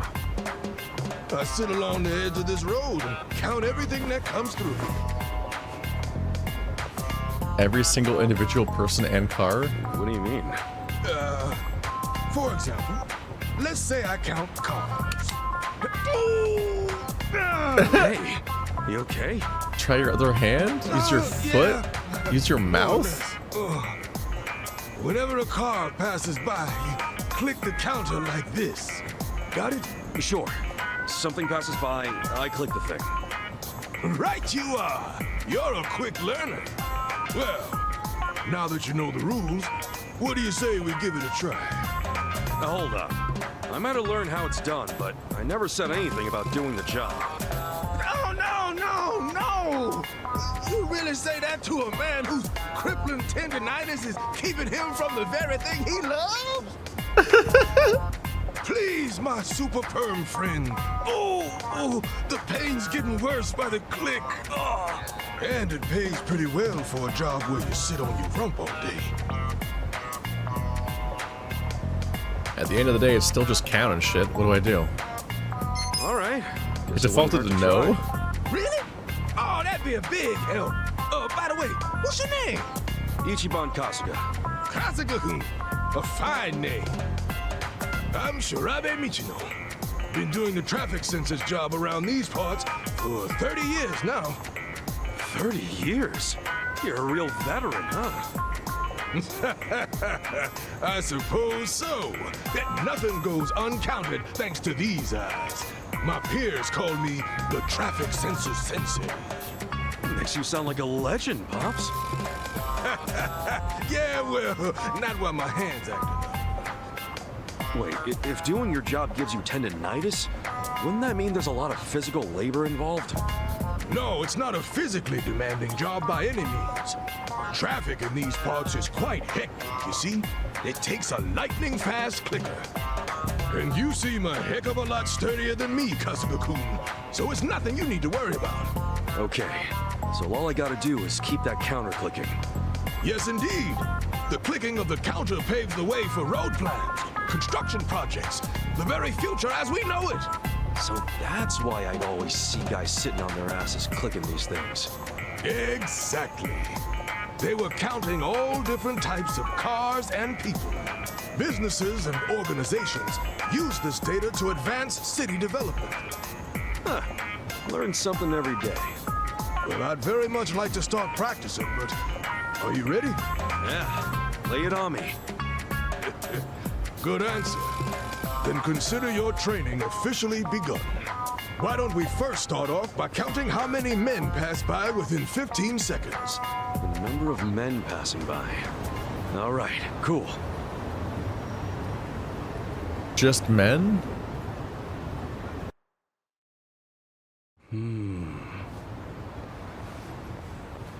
One, 2, 3, 4. Got it. I thought I'd be pressing a button. That's how a clicker works. Were you able to get an accurate number? Alright, let's get a look at the tally counter. What? It's a quest about a clicker and I don't get to use a clicker. That's just frustrating. Let me use the clicker.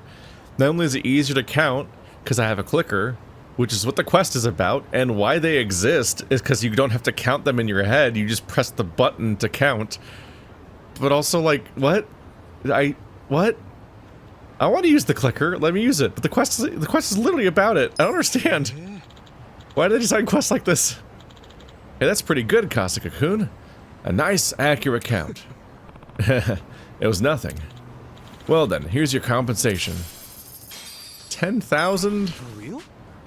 You give me this much for clicking a little clicky thing? Perks of the job. You didn't think you were training for nothing, did you?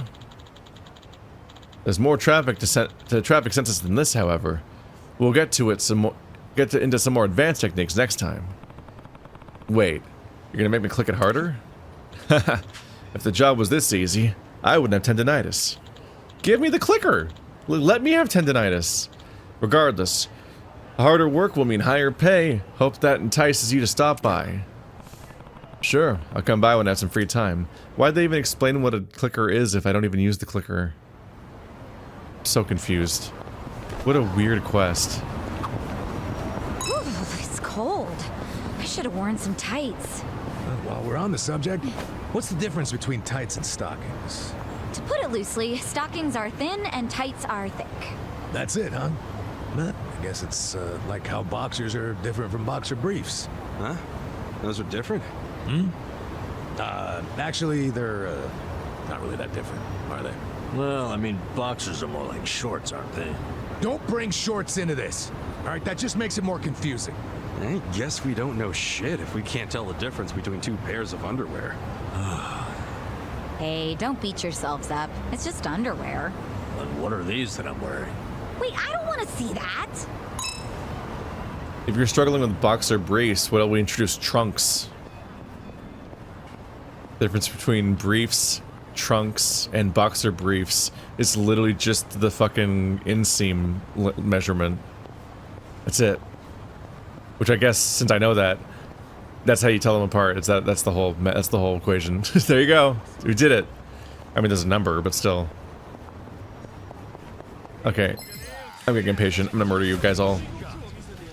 Meowdy, everyone. You want to get orbitally lasered? So I laser you in the eyeball.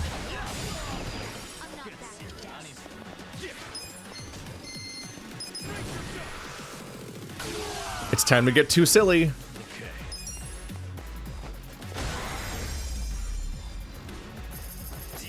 See, that's how all of my fights went in the arena. I just orbital lasered them, and then I pause, and I would just go find Saeko or something and heal up my MP, and then do it again.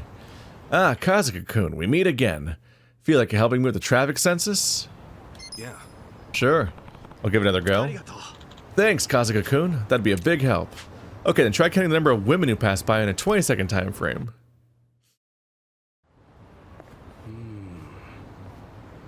One,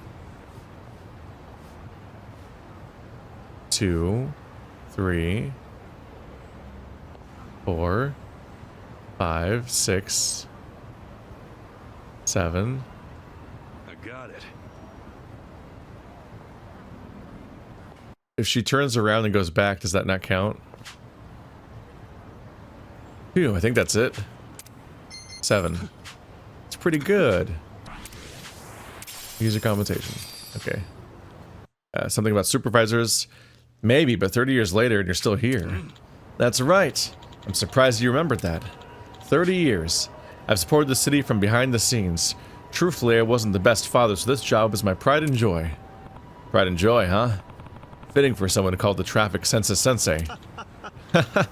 Please, you're getting me all choked up. Kasuga-kun, you are indeed a fast learner, so come back soon, and I'll teach you the rest. Still not done? Haha. Isn't it exhilarating, though? Your compensation will be even higher next time. Do stop by again. Yeah, I'll be back. If I made that much money that quickly, I'd do it too. What the fuck are you talking about? Oh, count people for 20 seconds. What? Okay, sure. What am I even learning right now? I'm just counting things. No. Oops.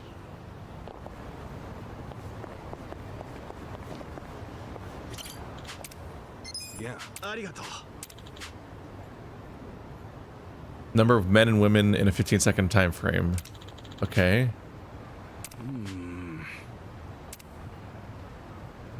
I'll use one hand. What? 2.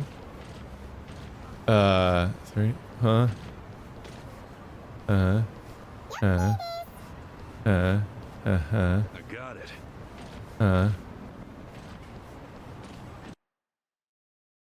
That was a little hard. That might have been 5 men and 6 women. I was trying to keep them on each hand. Still not sure I saw everything back there, but I think this is it.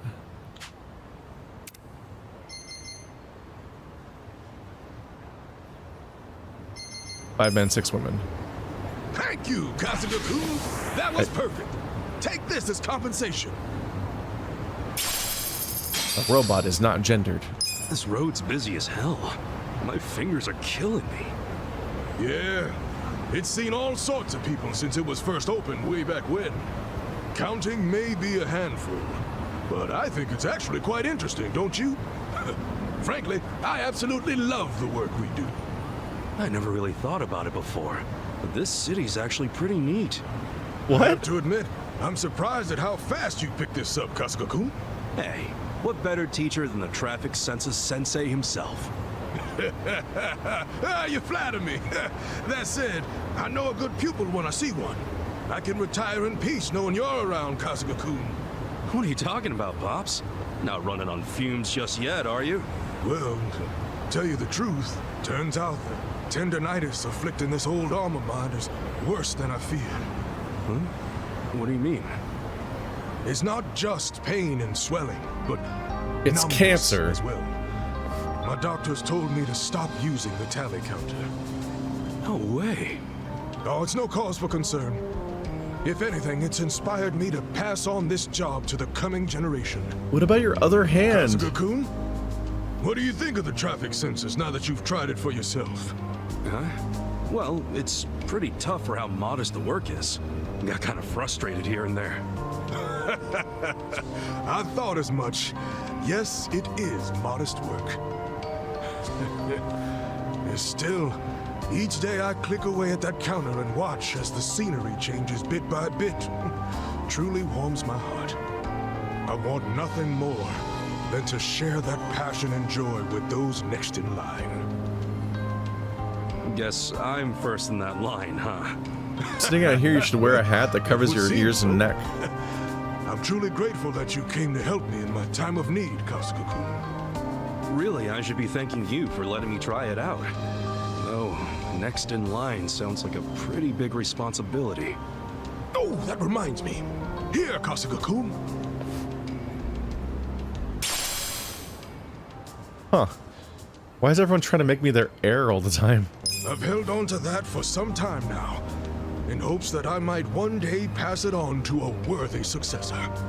A worthy successor? Mind. This whole quest is about 1 minute of gameplay total, split into 3 sections like they can't trust you. You is nothing fancy. Just a little something to commemorate you, Kasuga-kun, as my very first pupil. Oh, sure. In that case, thank you. There will come a time when I can no longer look after Japan's aspiring census takers, and the task will inevitably fall to you. No? Oh, I just remembered something I have to do. I'm going to Hawaii next game. Hey, wait a sec, Pops. I didn't sign up for that. What's that? Did you say something? I gotta run. Bye. He's gone. Damn it, what the hell was that? So that's a traffic census. A lot more to it than I thought. Guess it takes all sorts of jobs to keep a city going. What do you mean there's a lot to it? You just counted the people. That's what a census is. We didn't learn anything. We didn't even reach the point where we're counting cars, like he said. Like, what the fuck? What a weird quest. It was literally a minute long of game. It was just a minute of gameplay. 1 minute. Total. Split into 3 separate sections. And then just so much dialogue about it. But it never went anywhere. It's just this guy being too wistful, essentially, about his fate. But, like, he didn't teach us anything? It didn't get more, it got a little harder. It didn't necessarily get more complicated. But it didn't go in depth. And we didn't even reach the part where we're counting cars. It's so strange.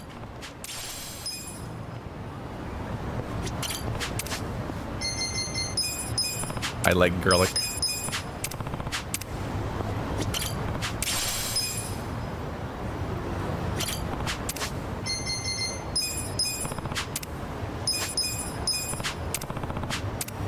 Go gadget compost. I think 2 people are caught up now. Yeah.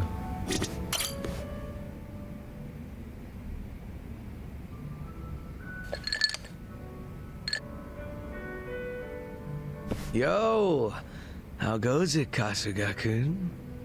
Look at you. You're blending in already, Zhao. You know it. Turns out drinks taste a lot better without bodyguards watching your every move. Yeah? So that was the life of the former leader of the Yokohama Lumang. That shit was dumped on me from the day I was born. Kind of a drag. Growing up knowing you had a fucking script. Well, the nice thing about alcohol is it tastes better if you complain while you're drinking it.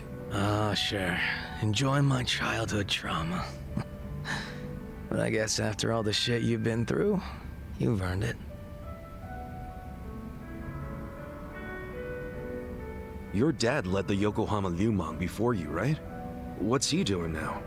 He died a few years after retiring. Right in his bed.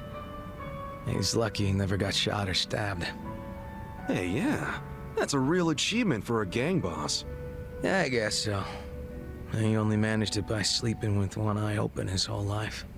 No matter how you slice it, it's not a great way to live. I sure as hell didn't want to lead the Liumang. But Mabuchi, this shit was always up his alley. You mean Laoma? What even happened to that guy? I haven't even seen him since we kicked his ass during the whole Omi Alliance thing. Don't you know what the Yokohama Liumang does to traders? They use them as filling that goes inside meat buns. What? You serious? Right now Laoma is... Baoma? You're fucking hilarious. But I was kidding. You think I'm the kind of guy who'd do that?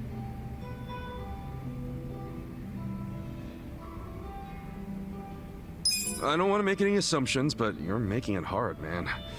For real. Where's Laoma?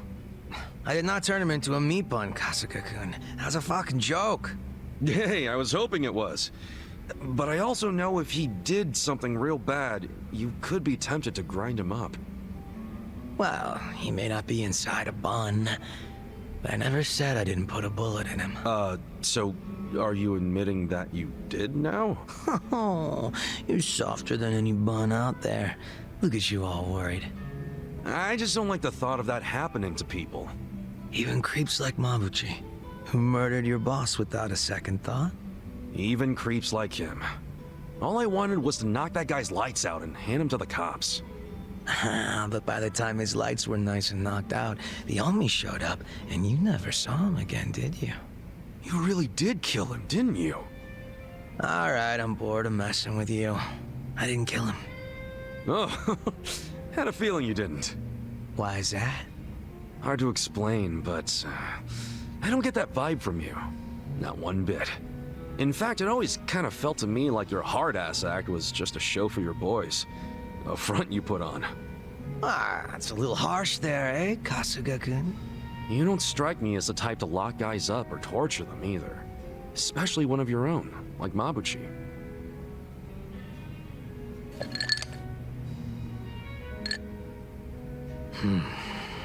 He and I call the same place home. Nothing could make me take his life. But now, Songhui's in charge of the Yokohama Liumang. It's up to her to settle things if Mabuchi shows his face again. He's the reason Komi Jewel's a pile of ashes, so I don't think she'll be treating him as nice as I would. Probably not. Which is why I gave Mabuchi the heads up and told him to leave Ijincho. Really? Well, that's taking things into your own hands. A few of his boys went with him, and I forgave the ones that wanted to stick around. It's a hard reset. Clean slate for everyone. Songhui was good with that. You two are more generous than I thought. Mabuchi brought in a lot of cash for us, and he was damn consistent about it. The fact that he kept a bunch of shit hidden from us was an issue, but I could deal. So you knew about it and you just let it slide? The guys from my dad's generation were pissed, for sure. Kept saying Mabuchi was breaking sacred laws of the gang. But what did they expect from a sadist in Japan's most famous gray zone? That he'd have a moral compass or some shit? Seriously? How about we toast to Mabuchi, wherever he might be? Well, he's no friend of mine, but what the hell? If you can cheer to him, I can too. Nah, I'm gonna kill him.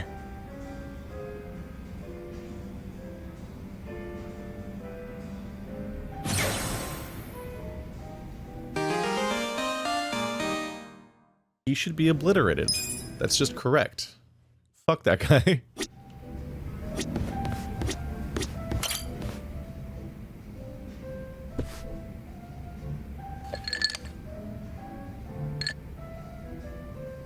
Hey, Namba. You thinking what I'm thinking? If it's a drink you want, I can't.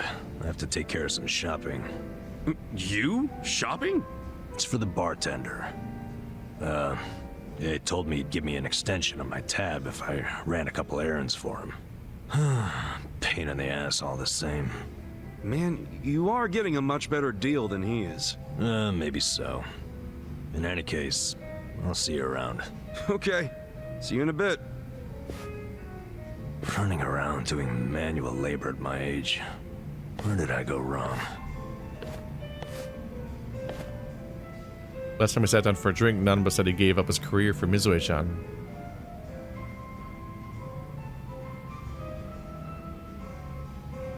He wanted to see her off too before she left the country. Too bad he doesn't have a clue about how to do that. So, Nanba and Mizu-chan.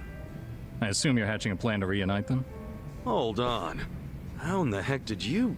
Eavesdropping on customers has never been my policy. But you two hardly count. You mean you were listening in when Namba was pouring his heart out? Not like I tried to. I just happened to be at the counter and something he said made me put two and two together. What do you mean? There's a bar I go to every so often. Just got themselves a new hostess. I believe her name's Futaba. What's she got to do with Namba? Well, as it turns out, this Futaba had been a nurse up until just recently. She was telling me about her nursing life at the hospital, and in the middle of her story, wouldn't you know it, a medicine theft turned up. She said a nurse who worked there, some guy, admitted to the theft before the cops could get involved. What? But that could only mean... I know. She had to have been talking about Nanba. If that's true, then the two of them worked at the very same hospital. Naturally, I'd assume she would know when Mizu-chan is leaving. Have you told Nanba any of this? No, not yet. Besides, he said it himself. He couldn't reach out to his colleagues even if he wanted to. On the other hand, I'm sure his drinking buddy could reach out on his behalf. I get you. Man, you came strong with that one. But listen, if you do go and meet Futaba, I wouldn't tell Nanba if I were you. Yeah, wouldn't want to make it seem like I'm doing it behind his back. I figured as much. So I called Futaba's bar and spoke to the mama there. She said Futaba's on her way. She's on her way here? Wait, is that why you sent Nanba shopping? Dude, how do you think that many moves ahead? Bringing people together is what a bartender does. All I can do is facilitate. The rest is up to you. Then I won't let this chance go to waste. Hey. So, my boss said you wanted to see me? You're Futaba-san? In the flesh. Am I supposed to know you? No, I just wanted to ask you a few things. Here, have a seat. How long's this gonna take? I'm off today, and I was planning to hit the pachinko parlor. Okay, I'll make it quick. Now listen, you were a nurse before, right? Yeah, and? One of your colleagues got fired for selling off meds. You remember who that was? God, how would I know? I'm sure you heard something. I'm thinking he's a friend of mine. Look, the only thing I know about it is that the guy was some four-eyed mope. Oh, that has to be Nanba. That name does ring a bell. Hey, hun. No way. Shut up! They raised the jackpot?! Babe, do not let anyone sit there. I'm on my way right now! Before you go, tell me, do you know anyone named Mizu-chan? She worked with you at the hospital Who even cares? You're wasting my pachinko time! Wait, we're not done! Hey, guys. Nanba, hey! Back already? Man, you shop quick. Yeah, well, I forgot the shopping list, so I had to come back and get it. Anyway, who was that walking out of here just now? Say what? I couldn't see her face or anything, but wasn't there a lady just in here? Nah, you need better glasses, man. Nobody came in or out of here, right, bartender? Yeah. Could not be more suspicious. Why? Is there a reason you two are acting suspicious as hell? Whoa, let's tone it down, buddy. Could it be the two of you were conspiring to throw me a surprise birthday party? Uh-huh. You knew I had a birthday coming up. Whoops. So you two must have gotten together to plan the whole thing out. Yup. You got us, man. Now the surprise is ruined. See, I knew it. You always go over the top when it comes to these things. So, what kind of party we talking here? Give me a hint.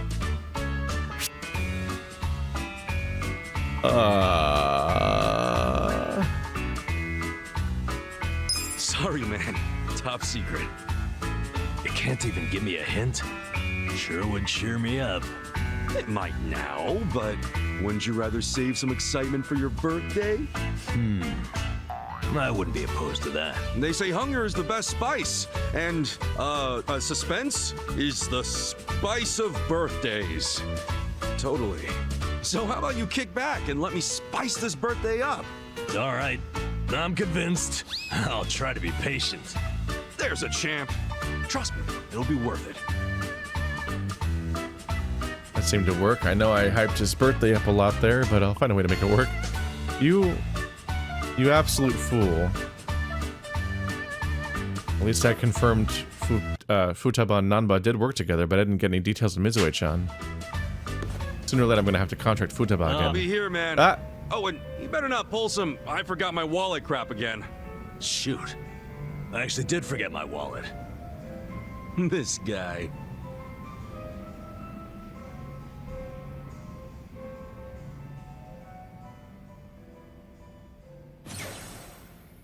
I think 5 is max, so the next one's the final one. Nama can now become host and enforcer. But then I have to do a whole new type of weapon and everything. Unless they just dropped it for me during the previous dungeon, I guess. Which might be a thing, but you have to level them too. It is very funny that, like, oh damn, all these scenarios involving all these outside people. Don't worry, I've managed to contrive those exact people coming to this exact bar right now. Here they are. Oh, okay. That's why I was so surprised that the 5th quest each time seems to take you outside. I think the only remaining song is Hell Stew, but I do it myself. Instead of as the backup. This one's for you. Stir hell's cauldron, hot pot party. Now, what's on the menu for tonight? Curry, hamburger, paella, banya chowder, or we can just serve you. I heard those lyrics. Yeah, staring at the silent, and that's happening. Good karaoke song. The demons are brewing up a hellish stew, made of you, worthless humans cooked into a roux. Shitposters, hot takes, all you trolls. You little fish, you're all in tonight's main dish.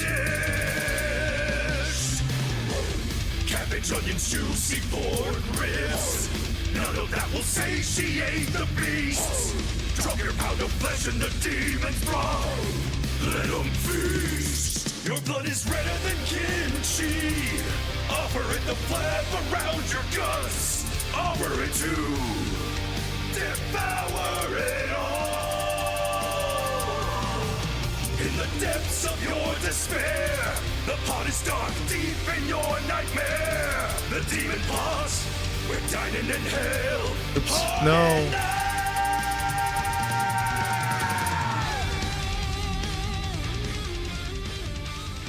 Oh, it's so much easier to be the singer.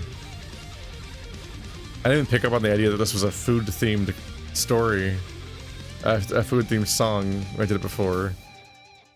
I missed one note, damn it. That could have been another perfect. That one's really easy if you're not the backup. You're a natural, Ichiban. I got the achievement for maxing out one of my stats. Oh, he's almost ready to do a chat too. I think my intelligence maxed out.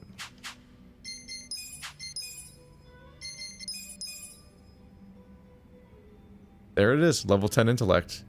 Of all of the ones that, of any stat that I would use to summarize Ichiban, it's definitely intellect. his top stat, obviously. Honestly, you'd think that'd be confidence, charisma, and kindness and passion. Like, those all make more sense. He's specifically not supposed to have style. He's supposed to be a train wreck there. That's on its way to being my top one, too. This is just straight up maxing out. Okay. Everyone else is further off. Him less so. Now it's time to get everyone's reputation raised back up. And maybe looking into where the quests that I'm currently missing happen to be in the meantime, as we just try to wrap up all of the open world stuff, because they're basically just told me like, yo man, point of no return. Careful. But how am I doing on side quests? I have 10 to go. 45, 6, 7, 8, 9, 10, 11, 12.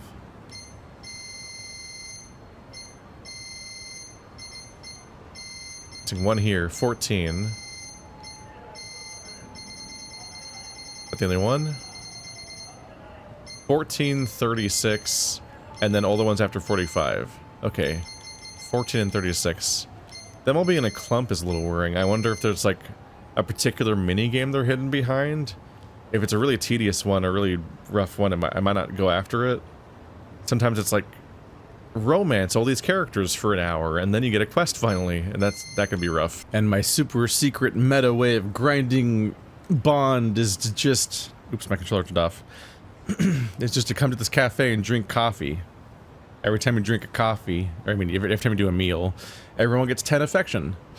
Which is probably the fastest way to get in the game. I think you get 5 from fighting, and fighting takes a while. Whereas, like, drinking one coffee takes, like, 10 to 20 seconds of awkward menuing and waiting for the menu to let you have control again, and so on. As far as the remaining quests go, 2 of them are go-kart races that aren't going to be available until the finale, apparently, which kind of gives away that this maybe isn't the point of no return, and there is some more open world later, I guess, because there's a finale chapter with go-kart races, apparently. So I guess I'll probably just move on with the story here. I'll probably just check in with the amount of grinding I did just now, and then get more grinding from me doing fights for the story, and then get the rest of everyone's reputation later. But yeah, 2 of them are go-kart races that aren't available yet, and then the rest of them are for dating girls, which I've never dated a single girl in this game. But there's 6 of them that you can romance somehow. Some of the requirements look absurd. Like, one of them, I have to have 40 party chats. Like, I'm standing at one of them right now. The thing where you press Y and then your characters have a little chat. I would love to trigger all of them, but you have to do 40 of them for that? How does that lady even know you're doing that? What are you talking about? But it seems like you just do a bunch of obscure nonsense things, and then suddenly you get to do a date with a girl. And that's the side story, and you have to do it for 6 of them, all via esoteric things. Like, one of them is the girl who runs the... She runs the blacksmithing place. So you need to reach the maximum upgrade tier of that workshop, which is another 20 million yen, and then you go on a date with her, and stuff like that. I'm gonna go ahead and just not. Those seem silly. It seems like 6 not particularly interesting or entertaining quests, and I have to do them all in a row, and have to go through a bunch of hoops to even unlock them. That just seems a bit much. I'll probably do the racing ones because they'll unlock basically automatically because I've already done all the work, and I guess just like that, I've basically finished all of the side content in this game, functionally, kind of. Except for when you, like always, every time I play one of these Yakuza games, and then I go and get a billion achievements, and it's like, wow, look how good I did. You then look at like the completionism menu, and it's like, wow, you're like a 20% done. I'm like, what?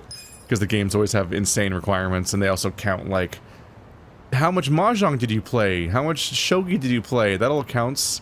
You have to win at every random obscure side game. So, for the scale of the game, we did reach the end sort of abruptly and surprisingly.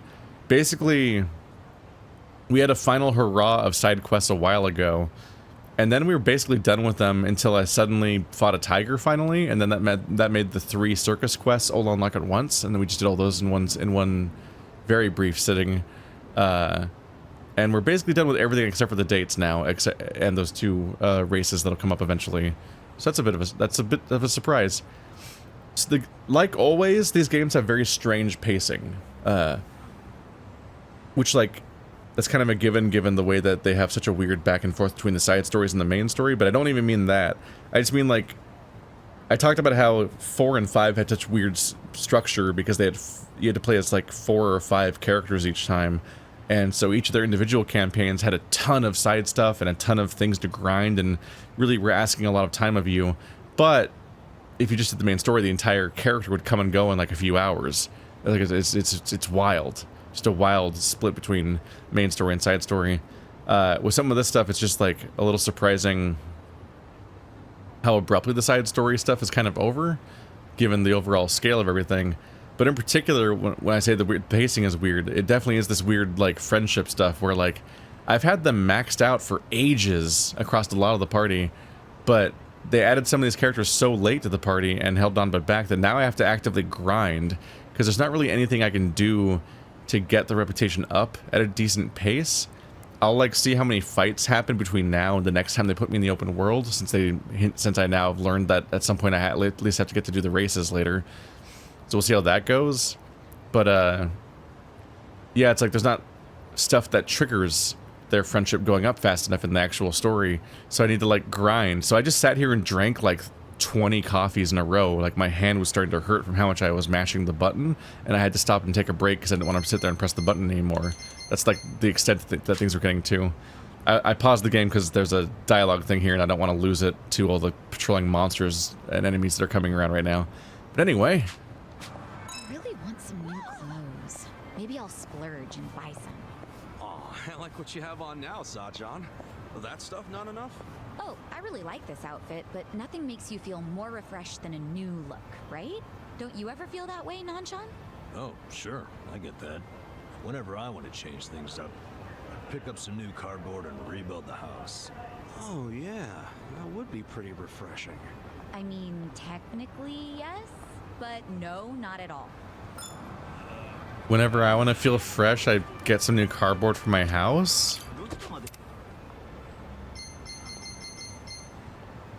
Did I miss something? Is Nanba actually long-term homeless and he just moved his homelessness to here to spy? I thought he was not homeless until he decided to spy. It's weird that all of his answers and his skills and all of his everything are all based around being homeless. I guess the dialogue could have triggered back when it was a secret, so I guess a lot of his dialogue counts as him role-playing as homeless.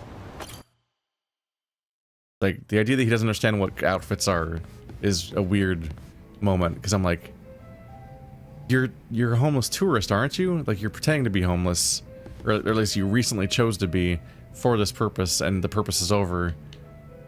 And you don't even spend time in your cardboard box in the story we play.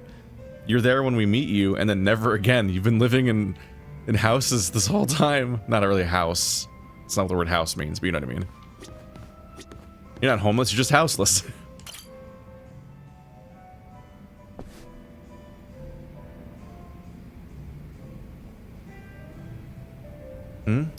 Guess Joon-gi Han's on the phone. Who's he talking to? Yes, I'm doing fine. Thank you for your concern, Sung-hee.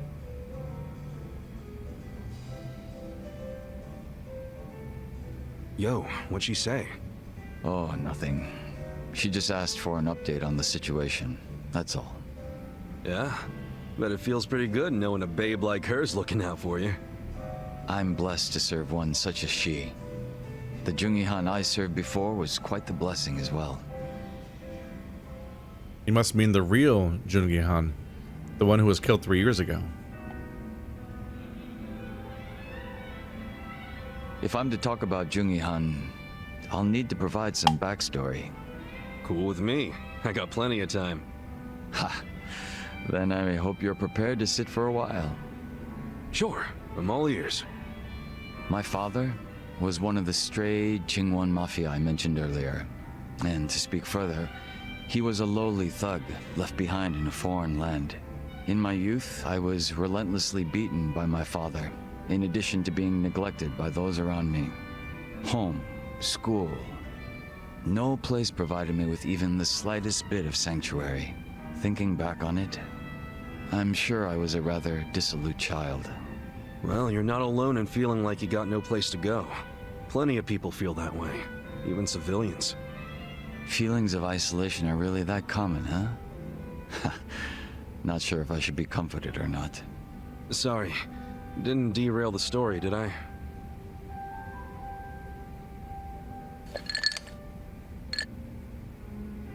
The real Joon-gi Han had also been raised in a poor and neglected environment like me. But rumors of his strength, intelligence, and ambition started to swirl. And as the men from my father's generation grew older, Joon-gi Han started gaining more and more power. In fact, it was thanks to him that the stray Jingon found any success in Kamurocho at all. While the Tojo clan was being choked by anti-violence laws, the Jingon Mafia were steadily gaining a sense of existence. Sounds like he must have been pretty cool. Yes, but my father, who underestimated him as some young greenhorn, failed to prove his worth and was left trying to catch up. A staunch alcoholic, he used what drunken wit he had to try to get close to the young leader. So, eventually he worked out a plan. He would mold his own son's face, set him up as a body double, and offer him as tribute. What? I was drugged by my father, and this was done to me while I slept. No way. He did all that just to impress the boss? When he was presented with a body double, even the real Joon-gi Han could only force a smile. But he saw what had gone into my face, and he respected the effort. So he said it was a fair offer, and took me under his wing. And what's your father doing now? He's long since passed away. His health was already in steady decline, and for what it's worth, I'm sure he wasn't opposed to dying at the bottom of a bottle. That's a shame. Guess you two weren't super close then.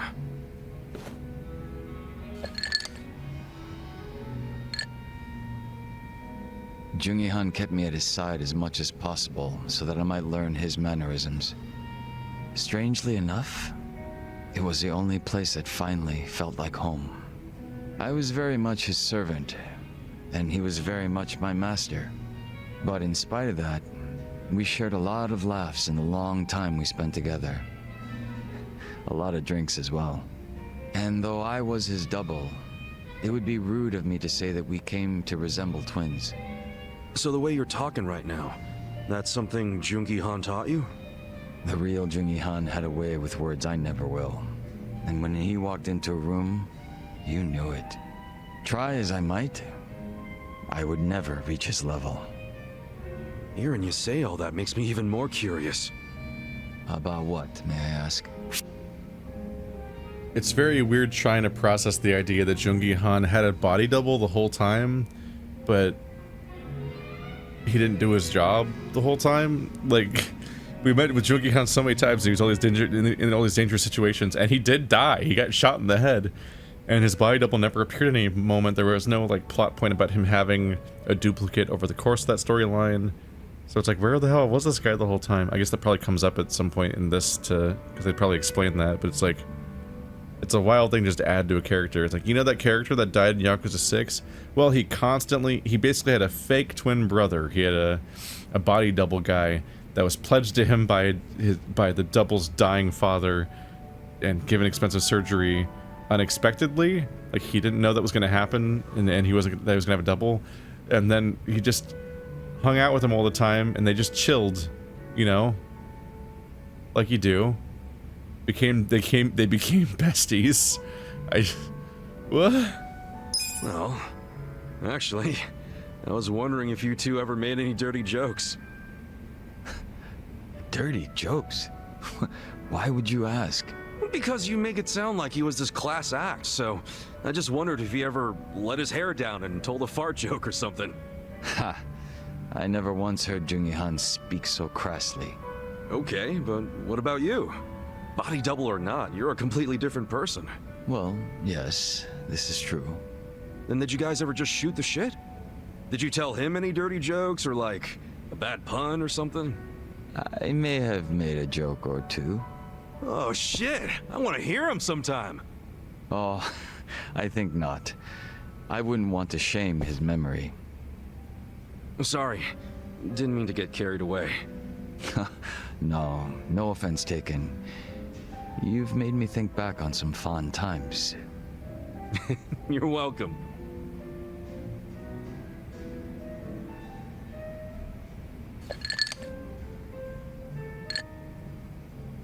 But you know, despite me saying sorry, there's still one thing I gotta ask.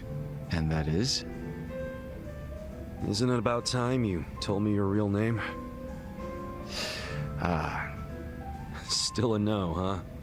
Ha, just a little taken aback is all. I have no problem telling you. When I was first brought into this world, I was given the name Yeonsu Kim. Yeonsu Kim. I have no intention of returning to that name. Not when the real Joon-gi Han has already passed away. The real one took a bullet to the head, yeah? Correct. There was conflict with a group from Hiroshima that had made its way into Tokyo. As far as I'm concerned, the Jingon Mafia died along with him.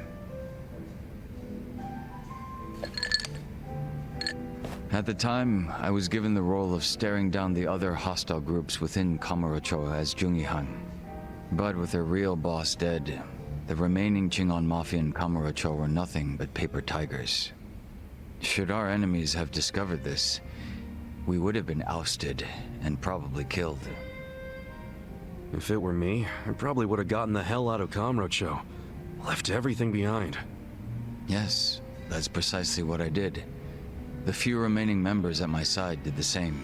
But seeing as the Jingon Mafia was all I'd ever had, I had no place to go. No refuge where I might reconvene with my allies. I was lost and alone in the world. Like a man dying of thirst in the desert, surrounded by a hungry pack of wolves. Sounds like you had it rough. I found a faint glimmer of hope in the Korean community here in Japan. But even they refused to accept me, as I was nothing but a criminal to them. Thinking on it now, I should have expected as much from those living an honest life. But still, in my confusion and dismay, I challenged them, asking why they would abandon one of their own. I get that. It was enough to make them call the police. And I'm sure that under normal circumstances, I would have been taken away. However... Huh? Come on, man. Don't just leave me hanging. The police officers were imposters. And instead of being incarcerated, I was brought to my new home, Yokohama Ijincho. So those fake officers, were they? Members of the Komijul, sent to retain me under the orders of Songhui. It turned out that the Komijul was a place that many former Jingon members had drifted to. Those that distanced themselves from Kamurocho slowly but surely found their way there. Oh yeah.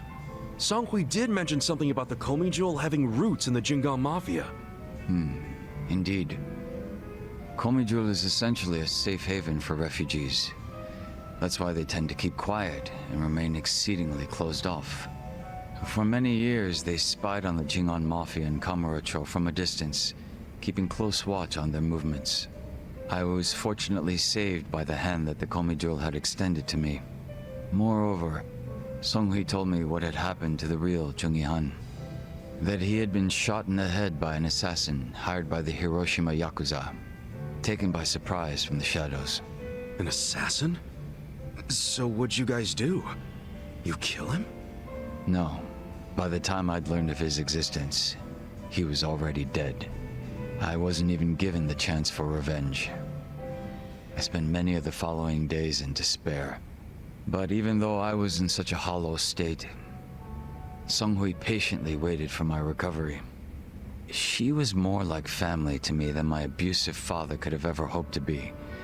A sister to replace the brother I had found in Joon-gi Han. Frankly, nothing would hurt me more than to betray her expectations and disappoint her. And Kasuga-san, as for you and me... I'm wondering what sort of boss you will be. I'm looking forward to seeing what you can do. I don't remember ever becoming your boss. Right now, I think drinking buddy is a better term, don't you? I see. Then I will do my best to live up to that title.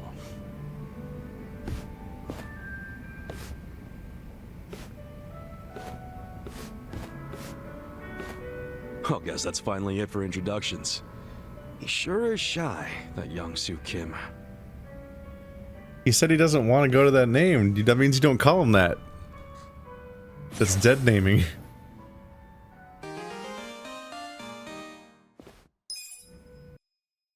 It's interesting. He, first of all, it's like, it's very Mass Effect 2 to give you a big old roster of characters, like more than you can even use for the most part.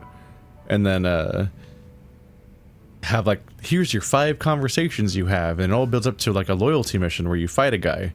And that like pays off, then you're like, you've maxed out your relationship with that guy. Whoa.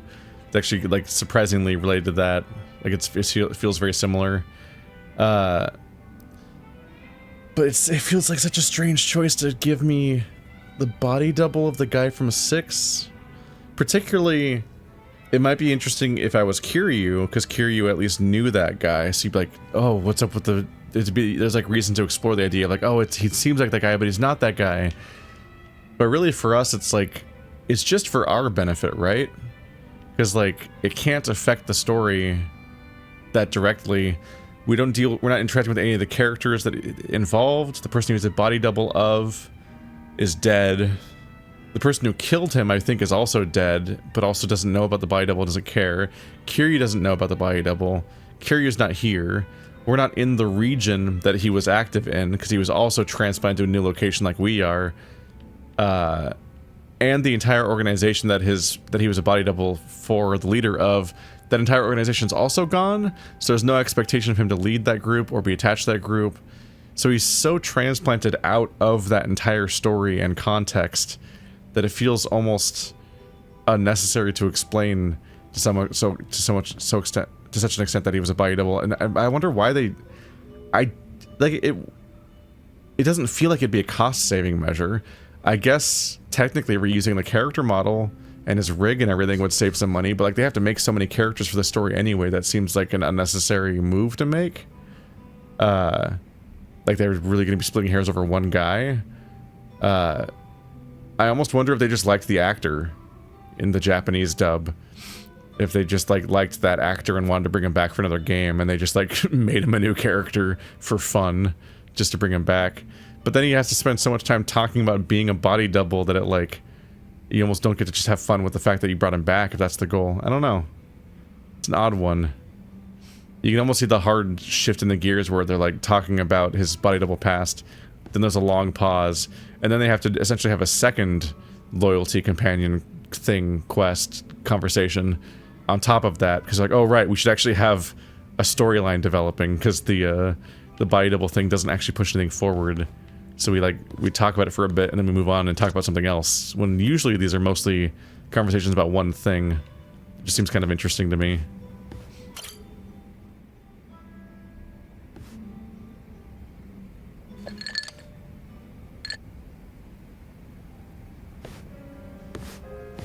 I was wondering if anyone would show up, but didn't expect it to be you.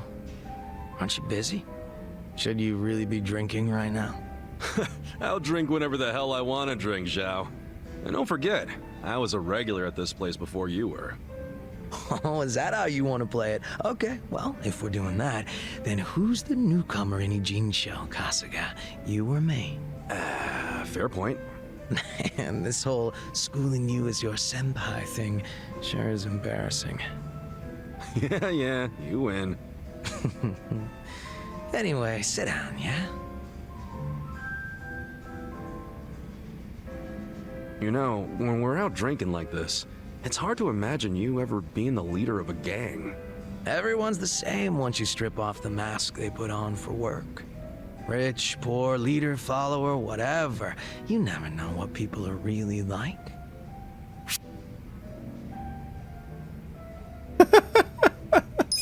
True that. Gotta strip them down. You know, I'm sort of a sight to behold when I strip down. How about it? Want to see? Oh my god. I'm easy on the eyes myself. Why get our naked asses tossed out just to prove it? Do it, do it, do it, do it, do it, do it, do it, do it, do it. You can't tell if someone's a big shot just from looking at him. It's not like we were born with some special trait or anything. All jokes aside, there's this whole idea of being next in line just because you're the boss's son. No logic in it, but it's always there. Yeah, can't choose who your parents are. Still, wasn't there some way you could have given up the throne? Not everybody's cut out to run a gang. Nothing wrong with that. And I'm sure somebody else would have stepped up if you had stepped down. Most important thing in any group is the leader being a good fit. I don't know if I was a good fit or not, but I was a pretty sharp kid back then. If I put my mind to it, I could excel at pretty much anything. Sports, school, all that shit. And I don't remember losing any fights either. I was a lot craftier than the other kids. Sounds like you were pretty talented. I just didn't give a flying fuck, that's all. Guess that's what happens when you're good at everything. Real modest, aren't you? Up until I swapped places with my old man, we were always fighting with our rivals in Chinatown. But after their boss, Lau Ka Long, bit the big one, the Ijin 3 got their stalemate going. Your rivals from Chinatown. Are you talking about the Snake Flower Triad? Heard they were pretty crazy. They pulled out of Japan a long time ago. There's not many of them left. Oh, so you became the leader of the Yokohama Liumang after the Snake Flower Triad was out of the picture? Just about. Had to have been almost 10 years ago. Honestly, the whole thing was a pain in the ass. Ogi Kubo let me in on the whole counterfeit bills thing right away. Also told me about how the stalemate in Ijincho was rigged from the start. Man, still can't hardly believe that. The only people in the Liumang that knew about that were my dad and the old guard. The new boys kept saying they wanted to move in and take over, but it was always up to me to keep them on their leashes.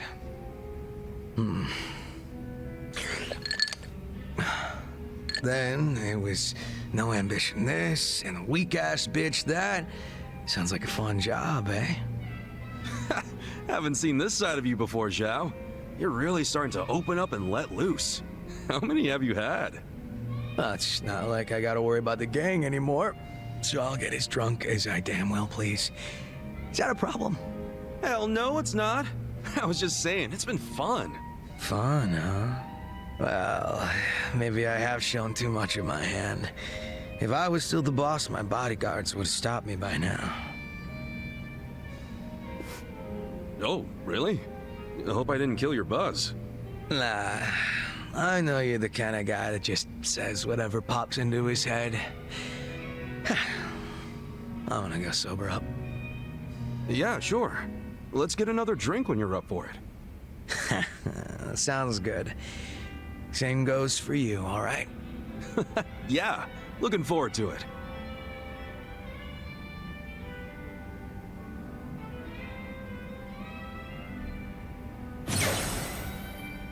It really does feel like we're like a whole party of people who have all quit their jobs.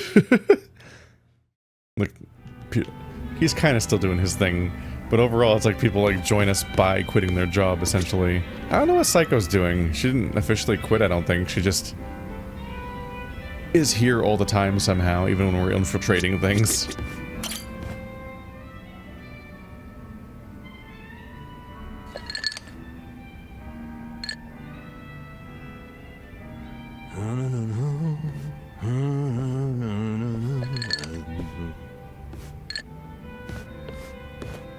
Jeez, Nanba, this is by far the happiest I've ever seen you.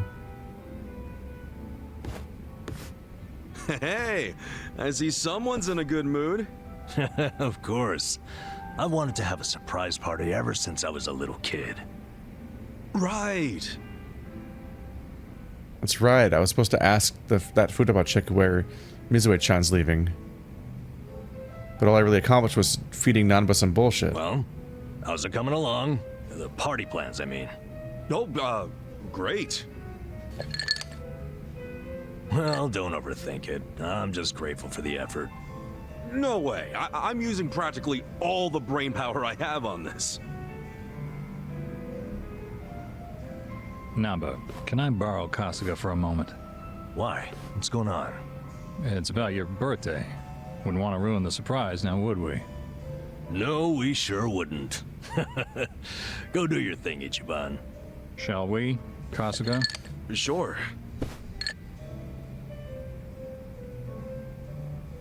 So I spoke on the phone with the mama who runs the bar. What bar? The one Futaba works at. Apparently, she was caught stealing. She's stealing? I know. What's more, Futaba is apparently quite a playgirl. I hear her latest boyfriend has her hooked on pachinko. Jeez. Anyway, the mama started crying and asked me to get back her money. Futaba should be over at Pirates, one of the local pachinko parlors. So she's gambling with stolen money? What a catch. Yeah, listen.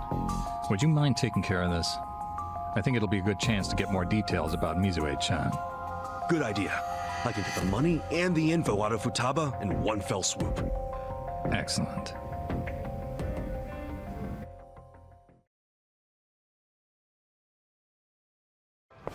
Who am I punching? Babe, you hungry for sushi or yakiniku? Shit, why not both? You hit the freaking jackpot just now. Baby, I am the jackpot. Damn. Hold up. Shouldn't you be giving that money back to your boss? This loser again. What do you even want from me?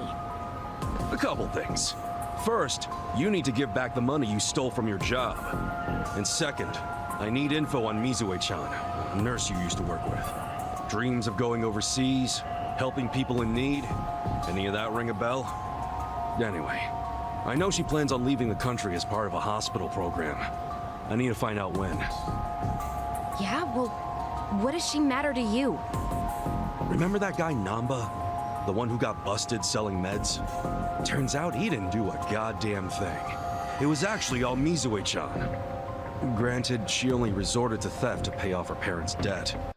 This is an insane conversation. What are you doing? What are you doing? I don't understand. God, he's so honest. Why is he so honest all the time to everyone unnecessarily? It's like, you don't need to admit that you're like spying on her bullshit and know about the stealing and know about her owing people money. Like, that's not confronting her over that isn't related to what your goal is. You just need information on Mizu-chan, and then you could have just said something more vague, and like, no one needs their whole life story. But also, like, what if she doesn't like Nanba? Like, what if you bring up Nanba as bad because this lady doesn't like him or something? But also, you're just like outing Mizu as being responsible for the thing that Nanba got fired for. What if she just tells people and he gets in trouble and she gets in trouble for it now? Like, why are you outing that information? What are you doing? Stop talking. That it was Nanba who took the fall, admitting to the crimes himself. Yeah, I think he really had a thing for the chick, to be honest with you. Bottom line is, I want to help Nanba see Mizu-chan off, and you're my ticket. Huh? You think this is funny? It's pretty funny. As if Mizu would ever do something so honest. What do you mean? She said she was inspired by Florence Nightingale. Yeah? Then tell me, why'd she end up working at a bar in the shittiest part of Ijin show? Since when does she work at a bar? Ever since she realized her pay was so pathetic that she had to resort to stealing? That sound like a noble nurse to you?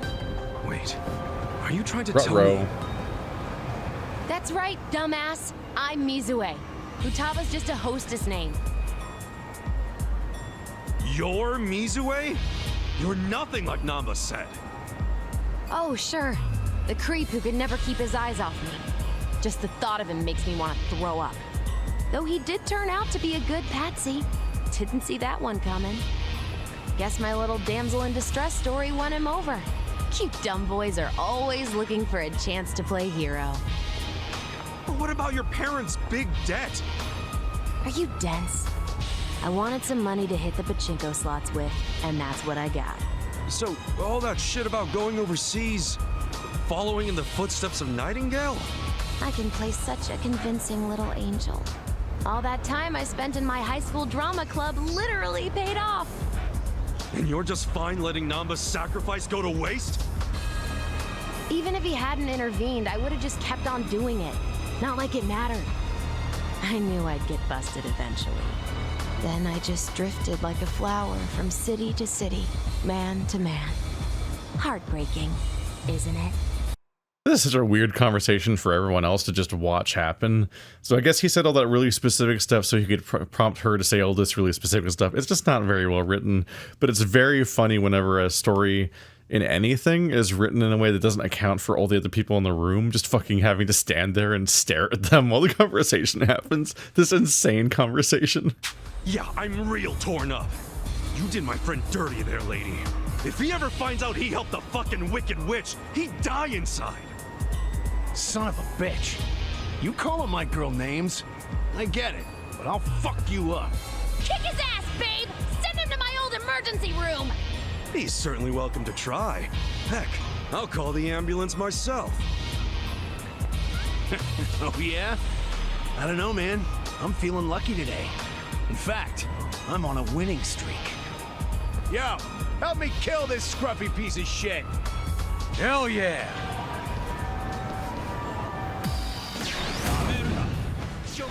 The way that these are nakedly just non-characters just standing around so that they can then be pulled into the dumb fight is so funny. Oh, they have no health. They're so nakedly just here just to be here to prompt this fucking fight to happen. He just punched me with his gun? Sir, it's a gun. Is it fake?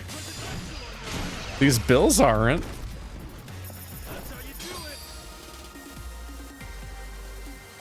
Komaki gloves. Ah, like Komaki, the guy that would train you in your combat styles when you were Kiryu. Those are probably a weapon, not an accessory, because there's the fighting character that uses wraps and whatnot. Bindings. At least I kick ass at pachinko. You can't kick ass at pachinko, that's the whole point.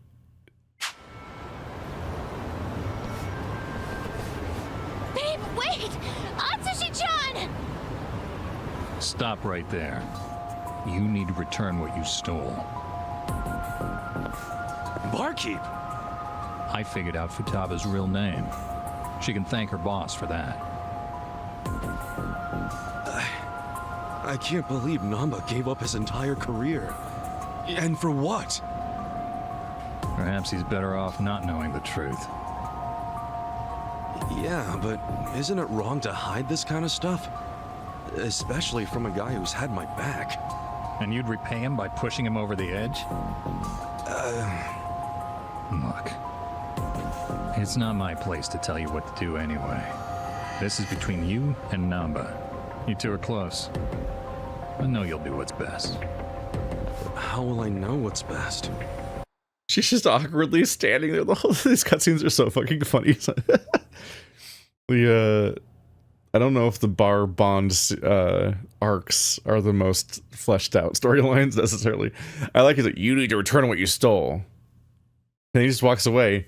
He didn't get the stuff from her at all. She just another chastising, and that's all he showed up for. She still hasn't been punished or actually in any way given up what she took. Hey, we're done here, right? I think I'll just leave the money here and go. On the floor. Not so fast. What now? You said you were in drama club, right? Yeah, so what? You owe me a favor, and don't try to weasel your way out. Okay. So he's gonna lie to Nanba and have her act like the character that he believes she is, and then disappear forever? Sup, fellas? Hey, Ichiban. Where have you been? All over. Prepping for your big birthday blowout. Damn, man. You're gonna drive me crazy with all this birthday talk. You sure you can't give me a hint? Nope, not gonna spoil the surprise. Actually, there is one thing I've got to ask. What is it? When is your birthday, anyway? Dude, well, how can you plan a party if you don't even know the freaking date? Come on, I'm just double-checking. Just to get the facts straight. You could just do it on the wrong date. Who cares? Most people don't celebrate their birthday on their birthday because of what a work week is like. Excuse me. Is there a Nanba-san here?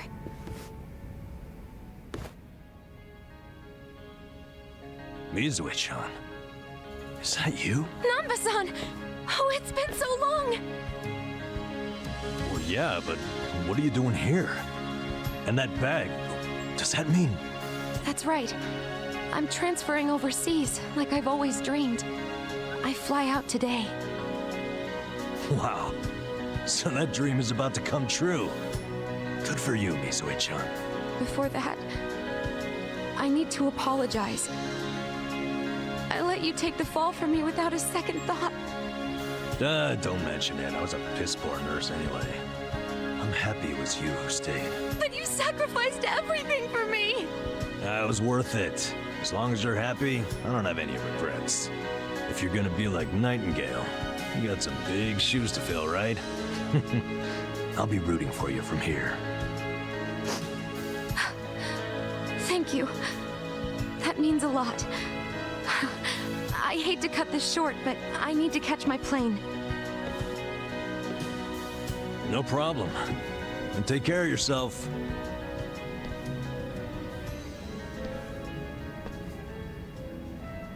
So long, Mizu-chan.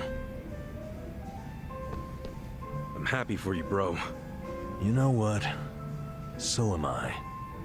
Isn't that cool, though? She came out of her way just to see you. She didn't do much. You, on the other hand, that was cool. Huh? What's that even mean? What happened just now? I know that was all you're doing. Wait, then what else do you know about Mizu-chan? Well, I overheard the bartender talking on the phone. So, I pretty much know everything. What?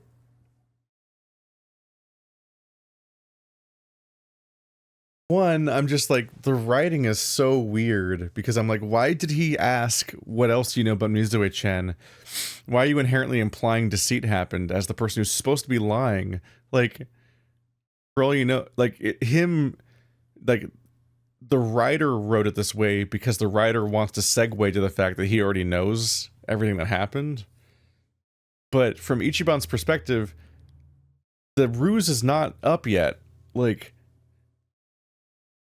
he brought her here to act, and she did it. And then Nanba was like, that was cool, man. Like, that could easily just mean Nanba realized that he brought her here. Like, he found her. Like, that's it. That's not... Him finding her and bringing her here does not give... Like, him, Nanba realizing that isn't even deep. That's just obvious. Like, the weird coincidence. Like, oh, right when she's about to leave, she happens to show up here. Whoa, crazy coincidence. It's like, obviously Ichiban set that up. But that doesn't mean that when Nanba puts the obvious thing together there, doesn't mean that he already knows that she's also lying. So, like, it's weird that Ichiban talked like the lie was already revealed. I'm like, what do you mean? You fool. But then, like, the reveal that he already knows because he just heard the conversation is like, there's such selective overhearing. The entire introduction quests for him were all about hiding stuff from the bartender, which he seemingly wasn't getting because they don't overhear stuff happening right in front of them. But then the bartender just talks right in front of him about the secret that he knows he's keeping. Why would Kashiwagi do that? But then, but also, if you already know that I'm lying, then this isn't cool. I don't know, maybe you're just like, oh, it's the thought that counts. It's just so nice that you cared enough to protect my feelings and lie to me. But it's like, most people don't like finding out that they're being lied to. So that's just a very unexpected response, I guess. Then why'd you play dumb? I don't know. Maybe it just feels good when people are being nice to me. Well, fuck me. I really thought I pulled that one off. In friendship, you get what you give. And that includes trying to trick people. I'm sorry, man. I didn't want to trick you, but I didn't want you to get hurt either. No need to apologize. It's on me to accept that Mizu-chan wasn't who I thought she was. I'm just glad I have a friend like you around, Ichiban. Namba. Ah, forget it. As I recall, we were gonna have a drink. Yeah, you're damn right.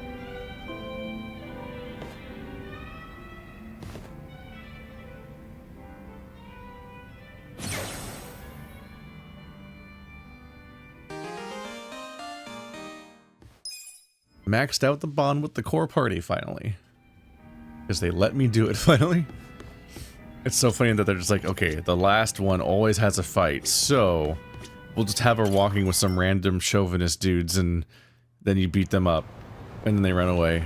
That's their entire their utility, is just to appear, get punched, run away. Okay, back to the narrative that just plays on its own. Oh, silly ass game. Alright, I'm gonna go continue.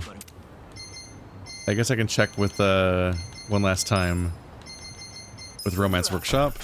See if I can level anything up. And we'll get right back to the story, because I know what I'm supposed to do. Side story wise. And I'll hope that the gauntlet of fights ahead of me leads to a lot of friendship, so that I can hopefully level up my dudes. Okay, I can upgrade this sword, and it won't be strong enough still, but it's the next step. Next one's too expensive. Okay.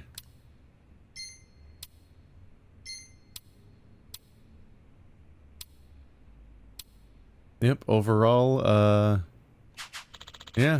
I guess, I don't think a single person in my party besides Eri still is using their crafted weapons. Yeah. That's kind of a bummer. To put all that effort in and then the, ultimately it's just not worth it. Like, having crafted weapons just isn't feasible. Huh. Probably is eventually if you grind hard enough, but like, the fact that I just got weapons from that one dungeon that outrank everything I have so far is like kind of wild. Takoyaki with large octopus. Renowned akashiyaki. Green onion akashiyaki. Shaken takoyaki. Master's takoyaki. So these are worth 400 health each. I can buy them all for 80 grand. There, now I have 50 healing items that are nearly as much health as a lot of us have. And given the situations I actually need to heal in, we'll heal them to full in most cases, so that's just kind of good to have on hand. Why not? I should save real quick.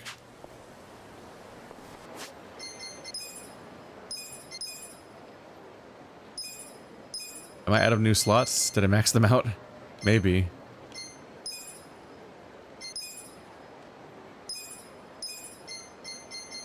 Yeah.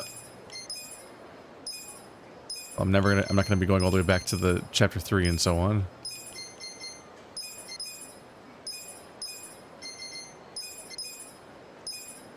Good enough. Alright.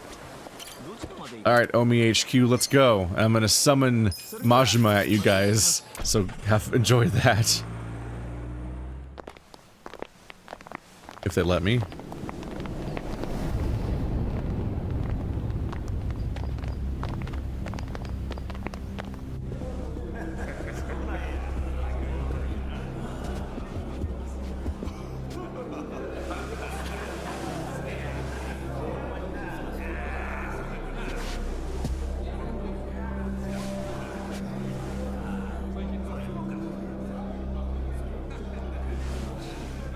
Can I at least get a fucking apology from you? Like, Jesus Christ.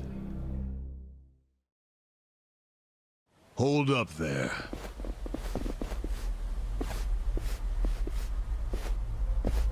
Who's this guy again? Tendo, one of the Omi lieutenants. Yeah, I think I recognize him. From where? What you mumbling to yourself about? Spit it out. While you're at it, why are you here and how'd you even get in? It looks like Andrew Ryan. Tendo, let him through. He's my guest. Your guest, huh? But acting captain, isn't he? Exactly right. The man who took a bullet from my gun straight on. And now here he is, back from hell itself to see the captain released from prison. Yeah? That is real commitment.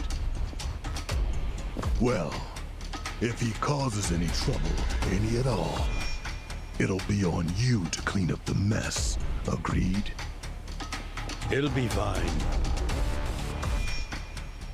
It's killing me that they're being so fucking stoic. Like they didn't have an emotional enough fucking reunion. He's just like, he got shot in the chest, then did the entire game, and was in the middle of a war between 3 gangs, then a surprise incursion gang, and then also the government. And then finally reunites with the person who shot him in the chest, who is his adoptive father. And he's just like, yeah, I always knew that this was your plan all along, and I'm totally still loyal. And they just start like moving on. I'm like, Ichiban is not restrained like this. And it's just like, it's just, I need more acknowledgement of what the fuck happened here, because it's so fucked up. And we're just powering through, man. Okay. All right. I'll go back to trying to figure out what the hell is going down here today.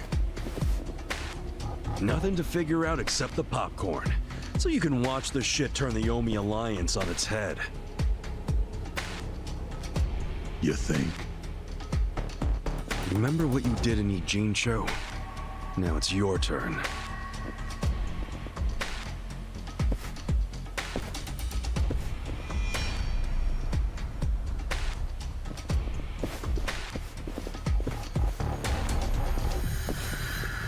Oh, I just realized who he is. He used to be a star heavyweight boxer. We knew that. He's the loony who agreed to fix a fight for money, but when he didn't get paid, he beat the fixers to death. Oh yeah, I remember that too. What a role model, huh? So I'm taking it he's loyal to the Omi and he's not loyal to our deity.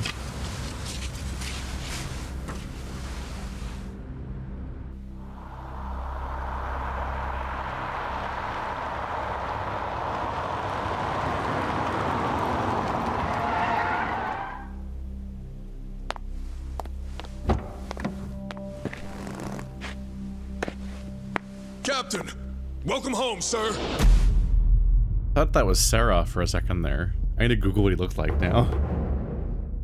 Masaru Watase.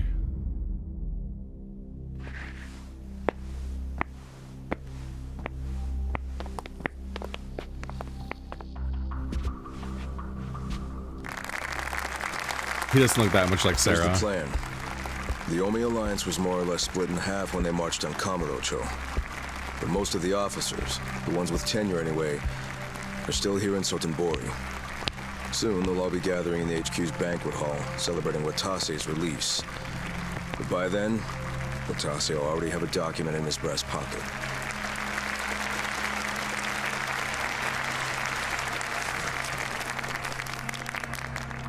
The Omi Alliance of Kansai started off as the idea of a few ambitious men more than 100 years ago.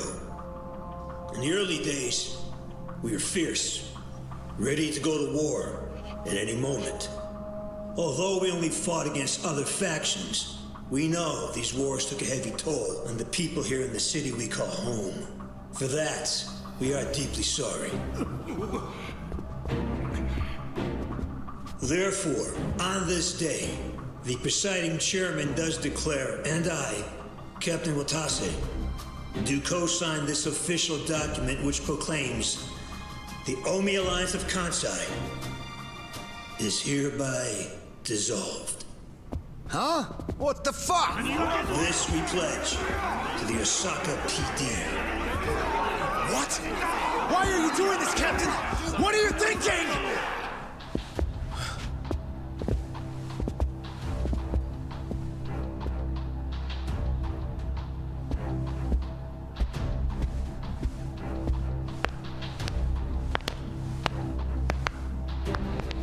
I'm Daigo Dojima, 6th chairman of the Tojo clan. Tojo clan?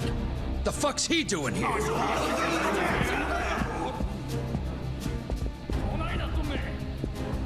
As the Omi Alliance does, so shall we. The Tojo clan is also officially dissolved. Watase-san and I will serve as each other's witnesses as we each end our factions together. This decision was ratified by the Omi chairman, Captain Watase, and acting Captain Masumi Arakawa. Bullshit! What kind of shady crap is this?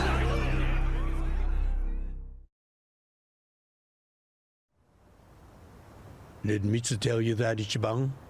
Oh. Mm-hmm. Remember now?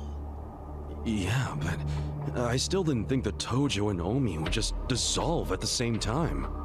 I know. This is going to send shockwaves through our world, and many will oppose it. Doubtless, someone will try to start a war of succession. But we anticipated that, and built many defenses against it. Defenses? What did you have to do? The 6th chairman planned every last detail.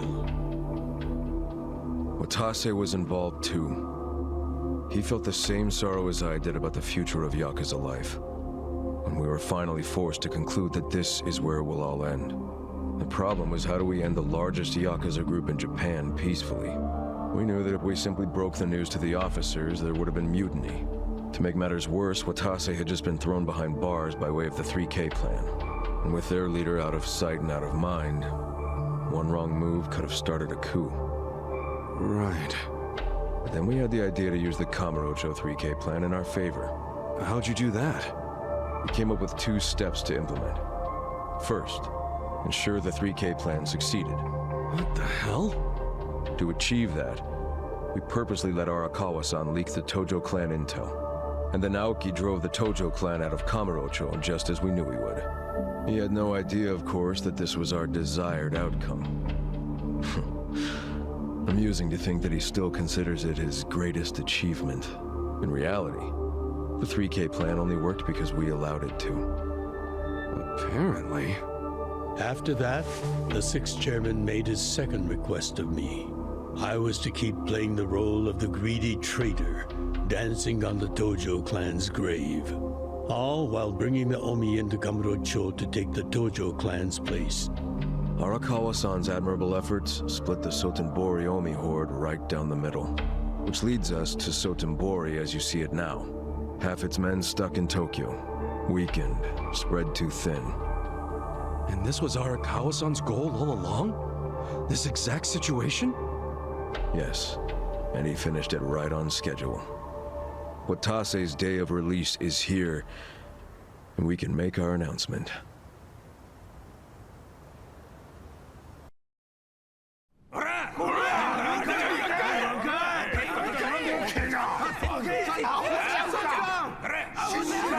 Fuck you, Watase! You're a goddamn traitor!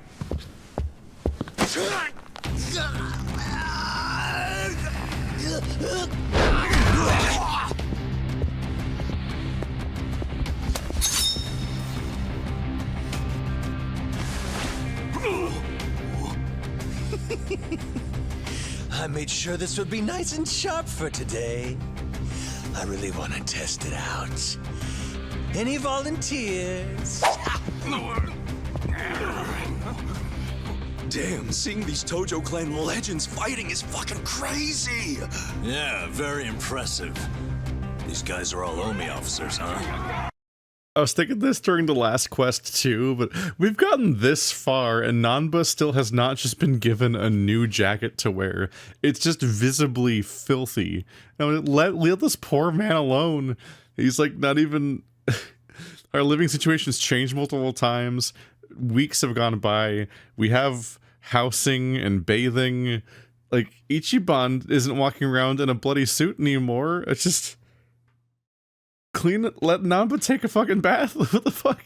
We're now in this situation. Literally everyone's in a suit, and poor Nanba's still in this like shit spattered jacket. I'm like, this poor man. Why is the game doing this to him? There are still this many, even with half of them in Kamurocho. If I didn't know any better, I'd say you sound excited. I'm not excited. We're gonna march this declaration down to Osaka PD. I know, most of you are none too happy about it, so listen up. If you consider yourself real Yakuza, then you have to stop me by force. Good shit. I'm starting to see the big picture, Arakawa-han. Tendo. This kind of brawl, most of us never lived to see one like it. So if we're gonna make history here, you bet your ass I'm gonna take a stand with the side having the most fun. You twisted the knife on us, Tendo! I'd much rather fight with you than against you. I'd say we're still looking pretty outnumbered here. That's the whole reason they called us, man. Finally time to step out of the shadows, huh? Look at us. We're about to have the fight of our lives just to get that point across. With the Yakuza legends at our side. With half of our characters and even Tendo, it's very funny at this point. They're just like, you know, like, let's make it one to remember. Like even half the living characters are like, I don't really get what's happening in the plot, but I'm here for a big fight. Fights are fun. It's so fucking funny. They're still higher level than me? How is this always happening? Heat Buster? That's new, isn't it? Pulverize the enemy with a scorching hot swing from the superheated bat. That wasn't here before, right? So many abilities, though.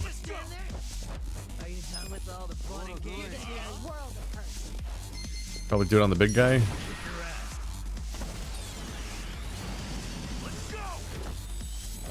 Damn.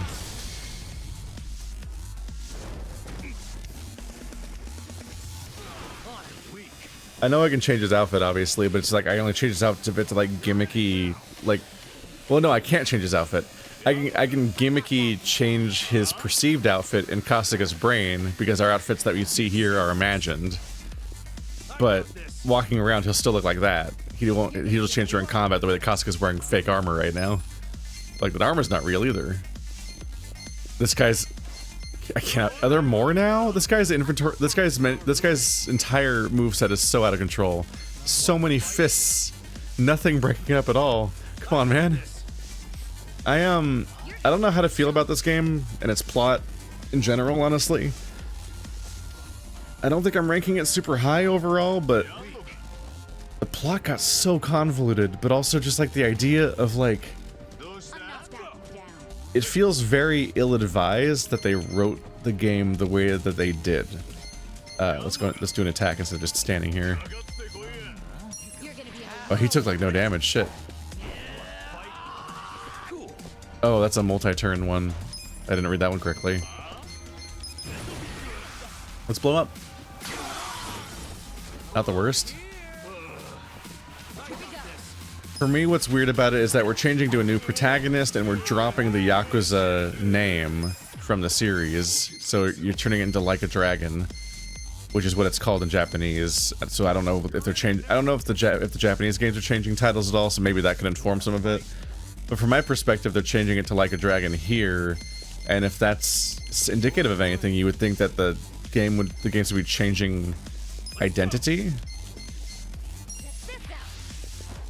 So it really throws me off as I keep thinking like, surely these games are going to now be called, like they're changing protagonist and calling it Like a Dragon. You think it'd be like Judgment, where you're like, okay, this is a reboot. This is not a reboot of like the plot, but I mean like, it's a jumping on point. Just like how Yakuza 0 was a big source of popularity for the series because it was its own jumping on point. A lot of people started the series with Yakuza 0. That was like a big spike for this franchise's popularity in the West. And then now Western fans are all playing from there. with that as the launching point, then catching up with the series, playing the HD, playing Kiwami 1 and 2, and then the HD collection and all that. So if you're getting rid of Kiryu and calling it Like a Dragon now, you just very much would think that, oh, it's a jumping on point for new players also, because we're getting a new protagonist. So like the fact that it's so mired in Omi Alliance and Tojo Clan politics, and it has Majima, Saejima, and Dojima as returning characters, and it's like so fixated on the legacy of like what's going to happen ultimately to the Tojo Clan. It's like, but it's also kind of like throwing away the Tojo Clan in a strange way. And it's like, it's just, I don't know. It's weird to unpack how this is playing out. You think that you would either make a game that is kind of irrelevant to Yakuza plots because it's not starring, because you're getting away from the previous Yakuza trappings, or they would just make another straightforward Yakuza storyline, like, oh yeah, it's just, you know, some Tojo family, that's it. But like not mire it in past context and just let it be a simple standalone story and build from there. But like it was so fixated in Kamurocho in a game that doesn't take place in Kamurocho. It's so fixated on the Tojo Clan, but if you're jumping on here, you don't know who the Tojo Clan is. So like that's not meaningful to you as a new player. But if you're a long-term fan of the series, with how much strife there was over the who's the chairman and all these power grabs that happen every single game, and how there's another fight on the top of the Millennium Tower over another power grab over who gets to lead this or that clan and so on, you kind of expect it to be like, it's a little weird how, I don't know if it's going to commit to this or not, but it seems like they're just like unwriting the entire Chojo clan and also the Omi Alliance relatively abruptly, and you're like, what? And it's all happening like we're on the 8th game deep, and so like 8 games deep we're burying all these plot lines because some guy's snot-nosed kid got really powerful politically and then single-handedly obliterated the Yakuza as a concept, and they had to like self-destruct their own families just so that he couldn't use them against them as government stooges or something. It's like, huh, it's just a very strange ending to reach at that point, if that's where they're going with it. And maybe they are, because the next game takes place in fucking Hawaii, so it's like that signals to me that they really are moving on from the Yakuza storylines, and I don't know what to do with that. That's very strange. It's one thing to move on from Yakuza as a concept by just making a new character and following his life the way you did what they did in Judgment, where it's just, hey, it's next lawyer, not an ex-Yakuza. They're always ex people. You ever notice that? It's always ex-Yakuza, ex-lawyer, and then now we're an ex-Yakuza again. But the fact that it's going to Hawaii makes me think they might actually follow through with this, and that's extremely wild to me, because it's one thing to move on from the Yakuza by just making a new character that isn't Yakuza, but it's another thing to then feel the need to close the book on that entire potential of storytelling and also the legacy of that by just being like, and burn it all down. But like, and even if you do that, there's ways to do it as like a send-off, but this game's been so separate from so much of that stuff that I don't know if that's the way to do it, to just like abruptly have some guy come in and burn it all down, but as a mostly off-screen conspiracy. But being a mostly off-screen conspiracy is the kind of universal struggle in these games, so who knows. It almost wouldn't be Yakuza if that didn't happen, I guess. I bleed it out, digging deeper just to throw it away. I bleed it out, digging deeper just to throw it away. Does that even make sense to anybody?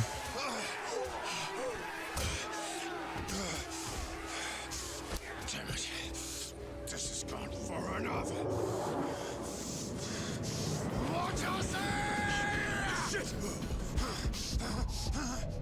Watase! Y'all are just literally not looking around.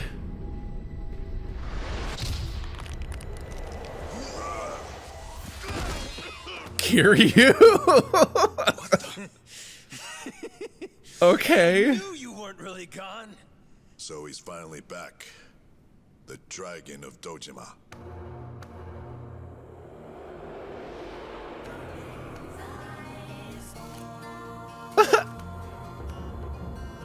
Kazuma Kiryu. If this is your jumping in point, you have no fucking clue what's happening at this point. How did you find him? Who, him? I don't know what you're talking about. He's just some extra muscle. Some bodyguard I hired. Couldn't even tell you his name. Leave this part to me. You guys worry about the front line. I'll protect the back. Even if it costs me my life. I don't know who you are. You sure know how to make an entrance. Thanks for everyone just politely watching us talk. I mean, there was no way to be ready for Kiryu having a voice actor in English in general. It'd be funny if he was the only one speaking Japanese. No. All right. Time for seconds. This feast ain't over till it's over.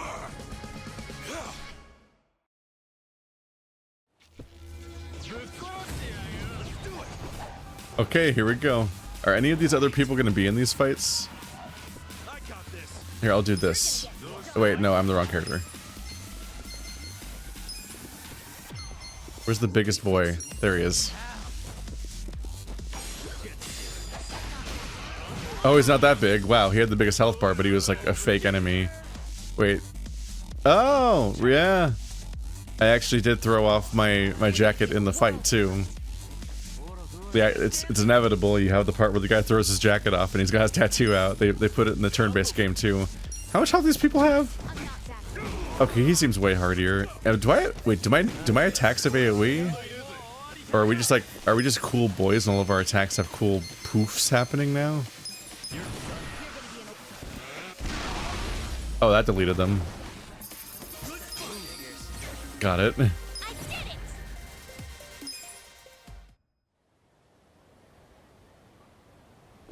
I stole my thunder there, Nanba. Is that all of them? Nice. We did it.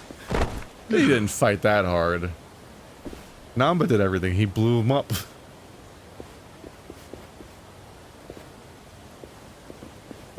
This fight was kind of missing a boss fight, wasn't it? Good luck out there, Kasuga. You're gonna do great. It's a franchise send-off. He's passing the torch. Metaphorically. Kasuga doesn't know who the fuck that is, though. Arakawa-san. Sorry for not standing up. My body's not following my orders right now. Stop trying. You deserve to relax for once. I owe you so much. If you hadn't shown up with all your allies, things might have gone sideways. No, I didn't do anything. It was all my friends doing. I'm gonna level with you. I don't know if George Takei is that good of a voice actor. Well, then you have some very good friends. A rare thing. Arakawa-san. I'm very impressed and so happy you've survived all this, Ichi.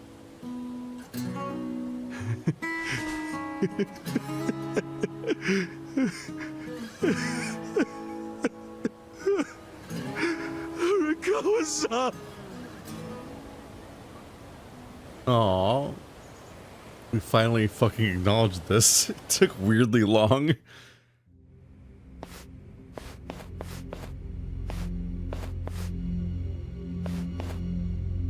That was a weirdly easy fight. Like, there wasn't a boss fight or any kind of, like, escalation. That was the entire half the Omi Alliance, apparently? That's... Huh. That's a franchise-wide villain. Like, they're the most powerful nightmare thing. They eclipsed the Tojo clan. Does this mean you were hiding the 6th chairman this whole time? Yes, that's what I've been telling you. Do you see now? Actually, I'm pretty damn confused. Fair. Well, when you have more money than you know what to do with, social connections come naturally. Even unique connections like 6th Chairman Daigo-kun. We met under strictly professional circumstances, of course. He came to me for help after the Kamurocho 3K plan got underway. Did you hide Majima-san and Saejima-san too? Oh, yes. And can I just say, despite their formidable reputations, they were perfect gentlemen each time I spoke with them. But the random guy I met who taught me how to use my cell phone was the guy who was harboring Daigo and Majima and Saejima. I'm gonna level with you. These just feel like ass pulls at this point. This feels like such a cobbled together story. What? They just hung out with that guy, that random dude, just some rich American guy that's over there. I think he's American. I'm not entirely sure. I never thought that you, of all people, would end up rescuing them. Life is so random at times. Well, I wouldn't say I rescued them. I just lent them a little muscle, that's all. Of course, then I got lost in the fun of the fight. The fight of a lifetime. You are a Kawa fan, you. Well, you really love him, huh? With all my soul. And we're meeting up later today. Call it a date, I guess. Oh, how romantic. Well, you'll have to dish about it later. Sure thing. Clear your schedule. I can talk about him for days.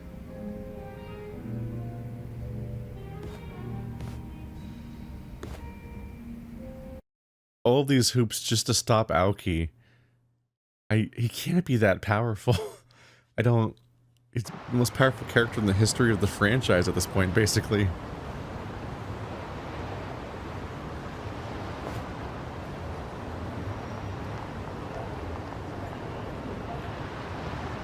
I'm sorry to bail on you, Ichi.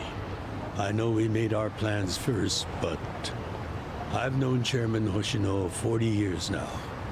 It'd be impolite to turn him down. I get it, boss. Totally get it. When there's a shot at Peking Duck in Heian Tower, you take it. It was kind of silly of me to invite you to a meal in the first place. I know that. Kasuga, I'm not a boss anymore. Just a regular old man. I don't give a damn who I eat with. Well, is Sotenbori all quiet now with the Omi Alliance dissolved? People don't know how to react. Not the civilians, and certainly not the Yakuza. Former Yakuza. But I guess it's only natural when a 100-year-old institution just disappears. Any Omi guys rioting or anything? No, even if they did, it wouldn't change anything. Even when they had real strength, they didn't manage to stop us from submitting the papers. And they've only waned since then. Hate to say it, but their reputation's in the toilet. We don't need to dunk their faces in the bowl, too. We'll just let it be. Did you really know it would all happen this way? No, we just did the best we could. And this is how the chips fell. I can't tell the future any more than the next man. Well, you had me fooled. Really seemed like you saw it all coming. I'm sure Masato's in a rage right now. He must be losing his mind. All his plans hinged on the Omi's support, and I just pulled the rug out from under him. If you didn't have this all planned out with insane foresight, then you really did just shoot me next to the heart, dump me in a garbage to die, and then just like... It's like, wow, you made it. Good job. Jesus Christ. I never could help myself from giving in to his desires if he threw a fit. It's been true since he was a toddler. I'd always hoped he'd grow out of temper tantrums. Some things between a father and son never change. But I can't afford to go easy on him anymore. No? He isn't aware that well before he was governor, the 6th chairman and Watase were considering dissolution. By the time he pressured me to sell out the Tojo clan, all that did was accelerate their plan. Now Masato knows what growing power tastes like. If I don't stop him before it grows too large for his throat, he'll choke on it. he'll lose everything. Everything he's built. They were already planning on dissolving both clans all the way back before the Tojo clan was even removed? Is that like after the 3K plan started, but before before the Tojo clan took the fall on purpose? Or it's actually getting hard to follow what the plan was and why each step happened. It feels like it was like what moments would be cool and impactful in the early game for Ichiban to live through, and what twists could you hit him with early on. Oh, the Tojo clan's gone. Oh, well, he's shooting you.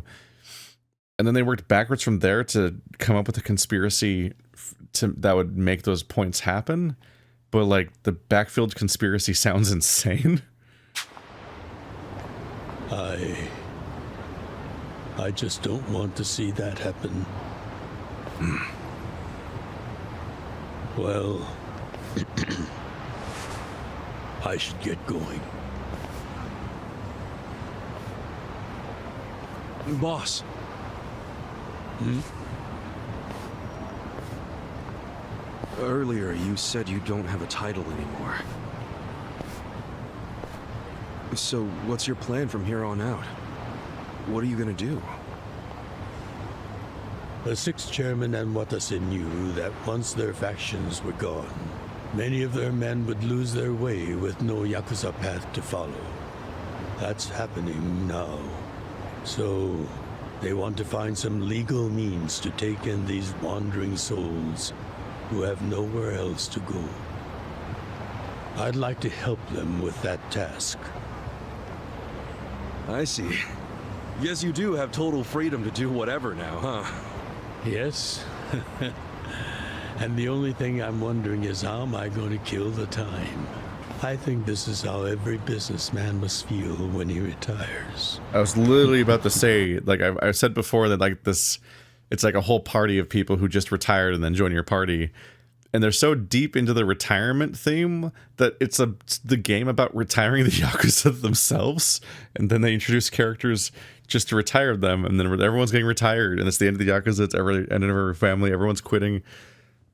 Meanwhile, poor Ichiban took the fall for 20 years under false pretenses.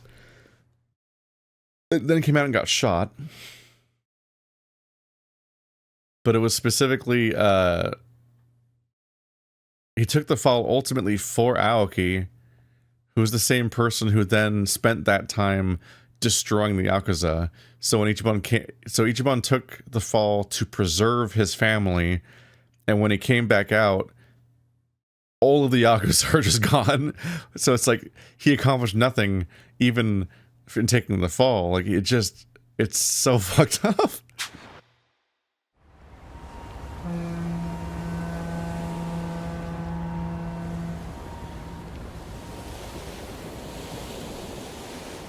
Well, that being the case, can I go back to being in the Arakawa family? Ichi, are you? It's just... when I was working in your family, it was the happiest time of my life. I felt that way ever since you rescued me at 16. I mean it. But how can you still, after I sent you to prison in Masato's place for 18 years, after lying to you that it was for the family? Well, I accepted that when I went. And then, after all that you did, I shot you. You only did that to give me a chance to keep living. There were so many better ways to do that. So fucked up. All the chances you needed were inside you. A lot of them were bleeding out when I shot you. Your own strength kept you alive. Well, Nanba. Mostly Nanba. I've never helped you at all. Not even once. You should hate me for all the things I've done. Why don't you? Honestly. Fine. If you really want to beat yourself up about it, then please let me back in the family with you.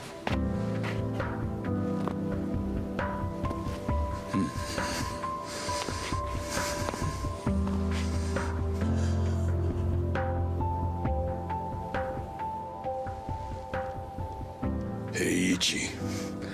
You were born at a soapland called Shangri-La, weren't you? Yeah. So I've been told. It's a hell of a story. One that's never sat well with me. Huh?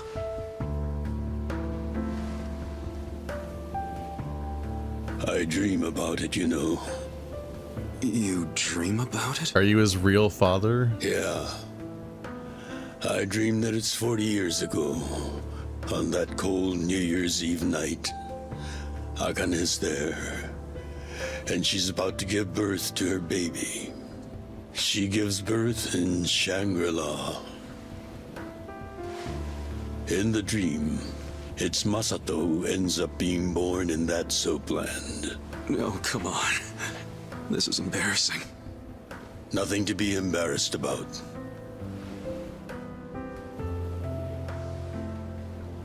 You've got a good heart and you're doing the best you can. It doesn't matter where you were born. Thank you, sir.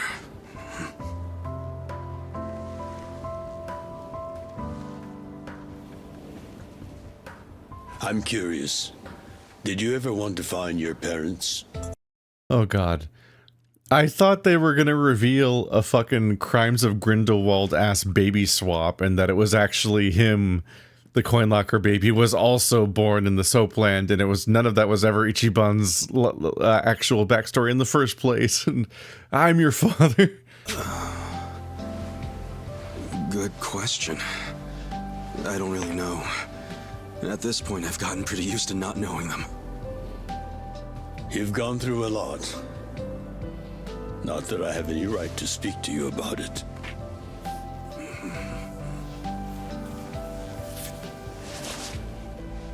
Well, no point in dwelling on a dream.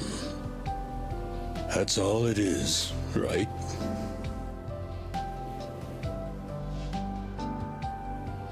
Are you his father? I can go the rest of the way from here. See you tomorrow, Ichi.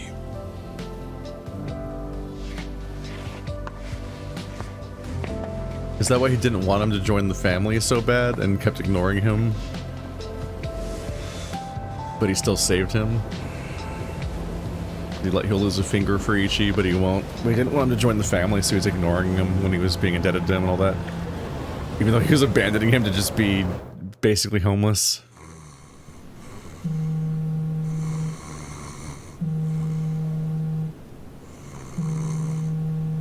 Yo, this is Ichiban Kasuga. I like messages, so leave me one. This is Hoshino of the Seiryu clan. Kasuga, you need to call me as soon as you get this.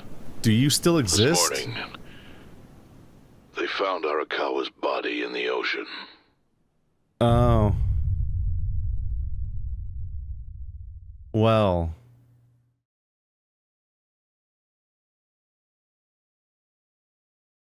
That's one way to go. Did you do it? Did you plan it? Did you guys meet or not? That was the whole plan, wasn't it? Chapter 13, Coin Locker Baby. Okay. He was mysteriously absent from this entire chapter. Did he know he was going to die?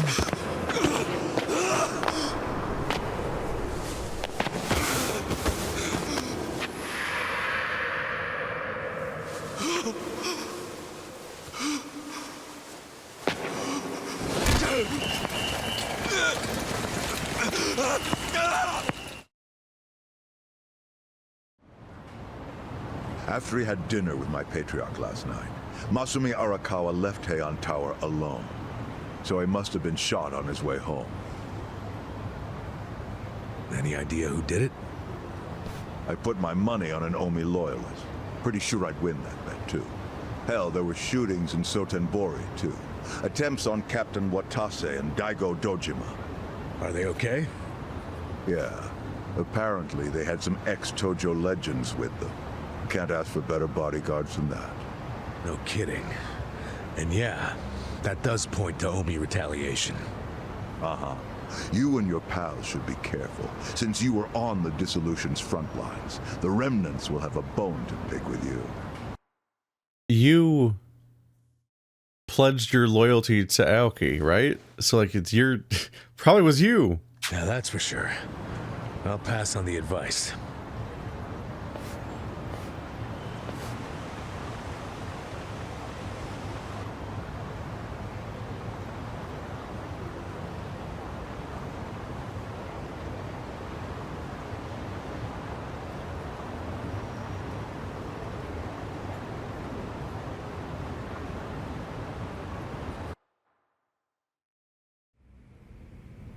Can't believe this shit anymore. The Omi wiped off the face of the earth, all because of the stupid Arakawa family. Idiots blew up their own inheritance. Their betrayal cannot stand, Sawashiro-san.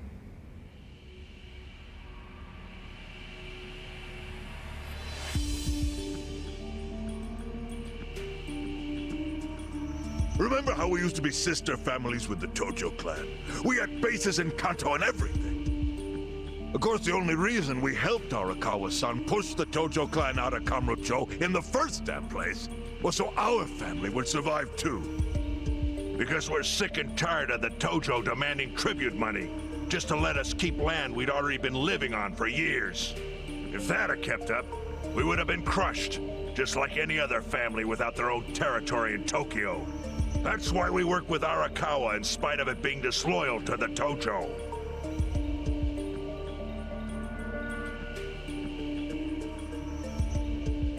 Exactly. And who's going to keep any of the promises Arakawa made? He promised once he was at the top of the Omi Alliance, he would promote us to the main family. Are we just supposed to accept that won't happen now? Listen, you whiners, quit your belly aching. I won't let the Omi Alliance die. We'll just give it a new name. Like Kanto-senpai. I know we've caused a real shit show for you. But I promise we'll pay you back in full someday. For now, all of us are asking your forgiveness.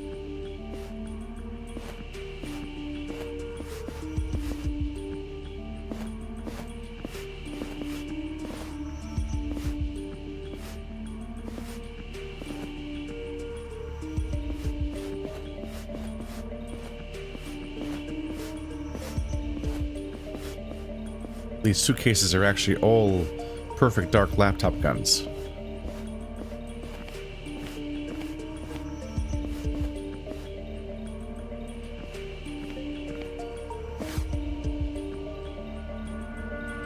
Well, just so you know, it's not like we're asking to cut ties to the Arakawa family. We'd like to keep things friendly, if that's possible. Of course! After all, it was Arakawa who was the brains behind the betrayal. And now that he's gone, I'd say the score is settled. If you need us, our door is wide open for you. Second patriarch of the Arakawa family. Thank you for your understanding.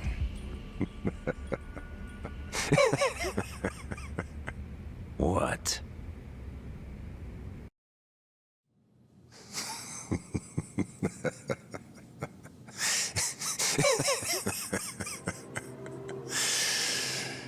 You think the score's settled? You backwater scumbags don't deserve to be called Yakuza. Excuse me? You want to repeat that? Sawashiro, you fuck! I can get the Arakawa family back on its feet without you. Easily, in fact. All I have to do is unite the Omi already here in the East. You're way out of line. Arakawa fucked up. His captain should be on his knees right now. Stop! What are you doing? You know, guys like you are all bark and no balls when it's wartime. That's the kind of Yakuza I can't fucking stand. Only a few years ago, you were sucking up to the Tojo clan.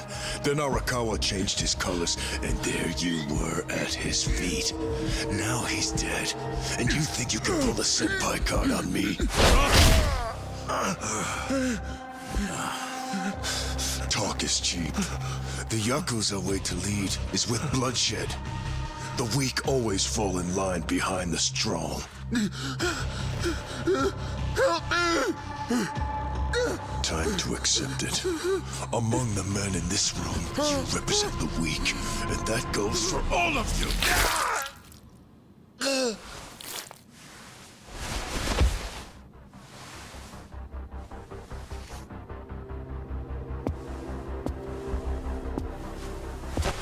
I fully intend to start a new chapter for the Yakuza as the Tokyo Omi Alliance. I hope we can count on your support, Senpai.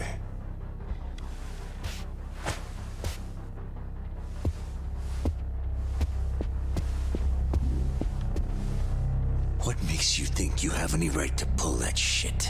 You haven't known me very long, but I think I've made a pretty strong case here for what I'm capable of.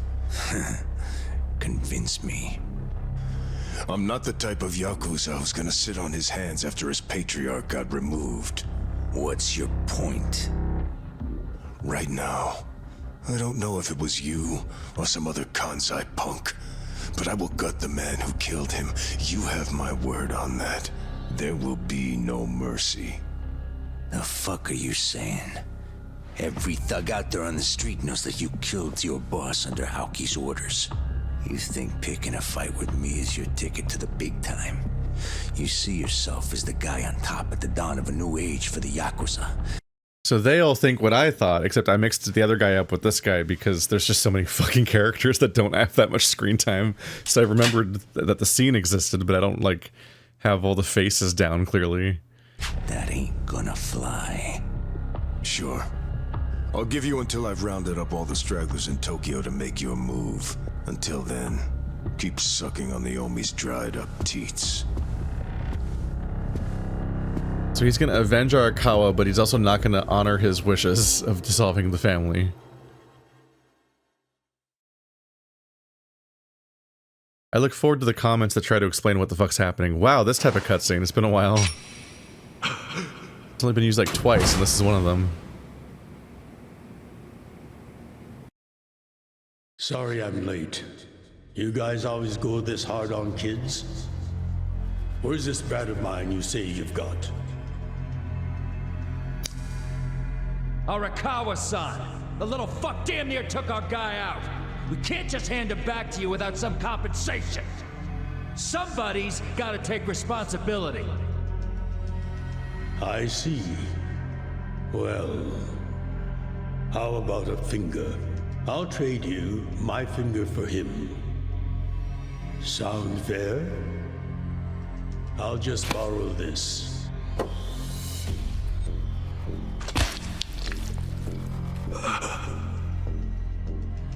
All right then. Let's go, you little shit. Yeah, Takei's line deliveries are weird. I assume that he's dreaming about how they met again.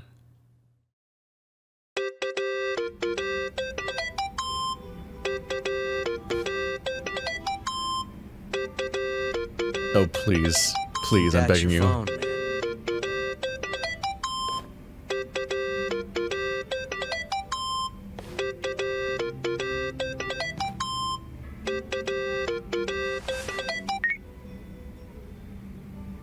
This is Hoshino. Chairman. You okay? Yeah, I guess. You don't sound okay. You eating well? No. Then start. A poor diet won't help with the grief. Meet me at Heian Tower. What for? That's the last place I saw Arakawa-san. I'll treat you to what he ate as his final meal. Thanks, but right now I... Just be there. Fine. I'll be waiting. Chairman Hoshino wants to meet. Yeah, at Heian Tower. Are you going? Yeah. Maybe he'll tell me about Arakawa-san's last moments.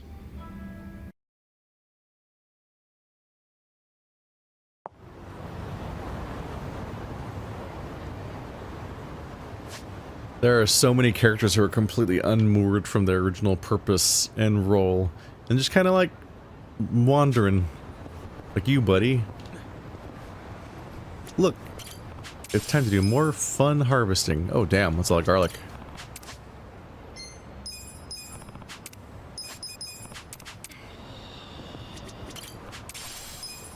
So many mushrooms. Wow. I guess that's what the mysterious compost amounts to, is the mysterious mushrooms. Alright. No new side quests as expected, and it's not the finale yet. Yeah. Alright. I thought I might marathon through the ending, but it's... Actually, we're already like 4 hours in, and I'm like, oh, damn, we're not gonna make it. It seems like they're now essentially having to... this late in the story, set up new antagonists. I mean, it's still going to be Aoki at the end. He's like the main villain as Awakara's son. But they're like having to shuffle around these characters that have all like largely had like 1 or 2 appearances so far, and they're like, okay, how do we build narratives around them? It's yeah, I don't know. This has been a weird narrative, even by Yakuza standards. Given how wild the whole plot is, it's weird that they spent so much time on the Great Wall of Muscle and setting up those 3 separate factions for so long, because they seem to have been completely discarded by the plot, which I kind of expected, because I was like, even when we got here, I was like, isn't this all just a countdown until we finally go back to Kamurocho and back to the main plot? And that's kind of been what has happened. We haven't made it back to Kamurocho yet, but it has been like, oh, okay, the main plot's activating again, and we just, all of the factions that we were setting up in the first half of the story don't even get mentioned anymore, and it's like, huh. Yeah, just maybe don't spread yourself that thin. That seemed like an unnecessary choice. Could have spent more time developing Bleach Japan and Aoki and the more specific political struggles. I think about how like they also kept setting up how like so much of the Great Wall of Muscle cares so much about this one politician, and then we finally see that politician's face, and then he's immediately discarded, and replaced, and he's gone. So all the efforts that everyone did in support of that guy are also just a dead end that didn't amount to anything. They failed. Just like, but I guess that happens a lot in this thing. It's just there's almost like an intentional subversion maybe happening all the time, like how Ichiban's prison sentence was just a waste of time that didn't help anybody, and how Nanba like lost his job and his direction in life to support somebody who didn't actually care about him, was not actually the person he thought they were, and also ultimately got fired anyway. By doing the same thing, she just kept doing it, and now she got fired, so he really accomplished nothing. And it's like, huh. It's stuff that makes me go, huh, a lot. Because you can make a point with these ideas, but I also don't feel like the game's always zeroing in on them as much as they could be. That one's already done, damn. I guess that fertilizer makes this stuff go really fast. I don't entirely know what to make of some of this. And I talked earlier about how like it does feel weird that like it feels like this should be a narrative that's like supposed to be a clean entry point for new people, but now that we're mired in Majima and Dojima and the fate of the Omi Alliance and the Tojo clan and all these like complicated politics you didn't have to introduce, and I do feel like if they are going to move on from these things, it's weird that they didn't just move on without having to close the book on them and end them. But we'll see. Maybe they don't actually ultimately do that. It was definitely an element of like you literally have a giant organized crime family. You can't really go into a room and say, this family's over, bye, and then just peace out, even if you fight some guys. On the one hand, it being the final conclusion of the Omi Alliance is what was implied at the time. Given the fact that it was like a moment where Majima and Kiryu are both there, Kiryu is like metaphorically handing off the franchise to Kasuga as the new protagonist, like that should have been a bigger scene, right? There should have been an increasing escalation of fights. Kiryu and Majima should have like visibly been in the fights at some point. Kiryu could have joined in the middle of a tough boss fight, and then actually joined us as a party member, even if we're not controlling him, and like was in the fight itself. There should have been something tough, even if they had to be comical about it and go outside and fight another bulldozer or something. There should have been like some kind of escalation, because like what this franchise usually begs for is for you to storm a Yakuza compound, and storming the Omi with Saejima and Majima would have been a really cool scene to have. But instead they made it so that the guy that leads the Omi off screen was already agreeing with the entire plot, so all he did after getting out of prison was walk onto the stage and say, yeah, the Omi Alliance is over, by the way. And so he's on board, so there just isn't a fight in that way. It's weird. Like, I'm sure we'll still ultimately do a confrontation. We'll probably have to storm some kind of Omi Alliance HQ to fight whatever remaining villains there are in like the finale. I don't doubt that. It's just that it was weird that they did the send-off with Kiryu in that way, in such an underwhelming scene. Like, even the previous fight with Majima had so much more hype to it, in part because, yeah, mechanically it was such a harder fight. It's weird that we fought random faceless guys where not even any of the... Like just have us fight one of the villains we just dealt with. Like, they're showing the villains in that last scene. Like, why didn't we deal with that guy? I think it's the guy who was previously... He's the one that previously had the wrecking ball, I think. Why didn't we fight him? If he's going to be one of the people opposing the downfall of the Omi Alliance. Like, just to give us some kind of boss fight to make the scene more meaningful. Because they've had us fight named characters for much less reason throughout the game. And this was a moment to really cement, and it's just really weird they didn't lean harder into that. Especially if that's the only encounter we have with Kiryu, which seems likely because you don't want him to overshadow the entire narrative by being the legacy character and so on, and having him take over too much. I don't know. This game has a very strange story. Also, I was very amused by the fact that Majima said, I think he said, I knew you weren't gone or something like that. Or I knew you weren't really gone. It was close enough that I was like, did he just say the fucking Rise of Skywalker line? Because there was a quote that they used in the Rise of Skywalker trailer where Luke Skywalker was saying, no one's ever really gone. And people were making fun of it and memeing it a lot because that was the movie where they revealed that Palpatine's back, and they're like, what do you mean he's back? What the fuck? But we knew that in the promotional materials that apparently Palpatine was back. And so people really were making fun of the no one's ever really gone line, because it's like people coming back from the dead and that being really silly when it's Palpatine, and that being like an ass pull for that movie. But the connection that made it funny to me is that Luke Skywalker is Mark Hamill, and Majima was originally played by Mark Hamill in Yakuza 1, so it's the same voice actor. This is not Mark Hamill.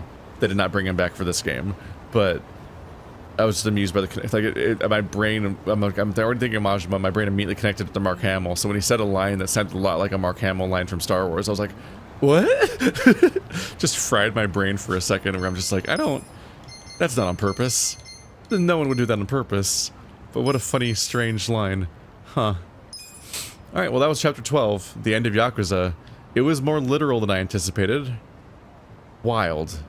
Wild game. Huh. I'm kind of looking forward to seeing what happens in Infinite Wealth, because I'm kind of ready to just see what they do when they are free of all these constraints and just start anew. Because him, and I don't know, maybe they'll be like, here's the Yakuza of Hawaii, even though it's not even Japan. But him just being I almost feel like he could have just been introduced in Hawaii. I'm saying this not knowing the context, obviously, but I'm like, it almost feels like the Like a Dragon series, as we call it in America, the ones that are called Like a Dragon to us, at least. It feels like they could have just been introduced in a new location and started fresh, and that might have been healthier. Because this game is torn between so many different goals and jobs as a franchise, and I don't know if that's... yeah. I don't know, I've talked about it long enough, I think, at this point. But yeah, see you next time, maybe in the finale? I don't know if we'll make it or not. I'll give it a go. See ya.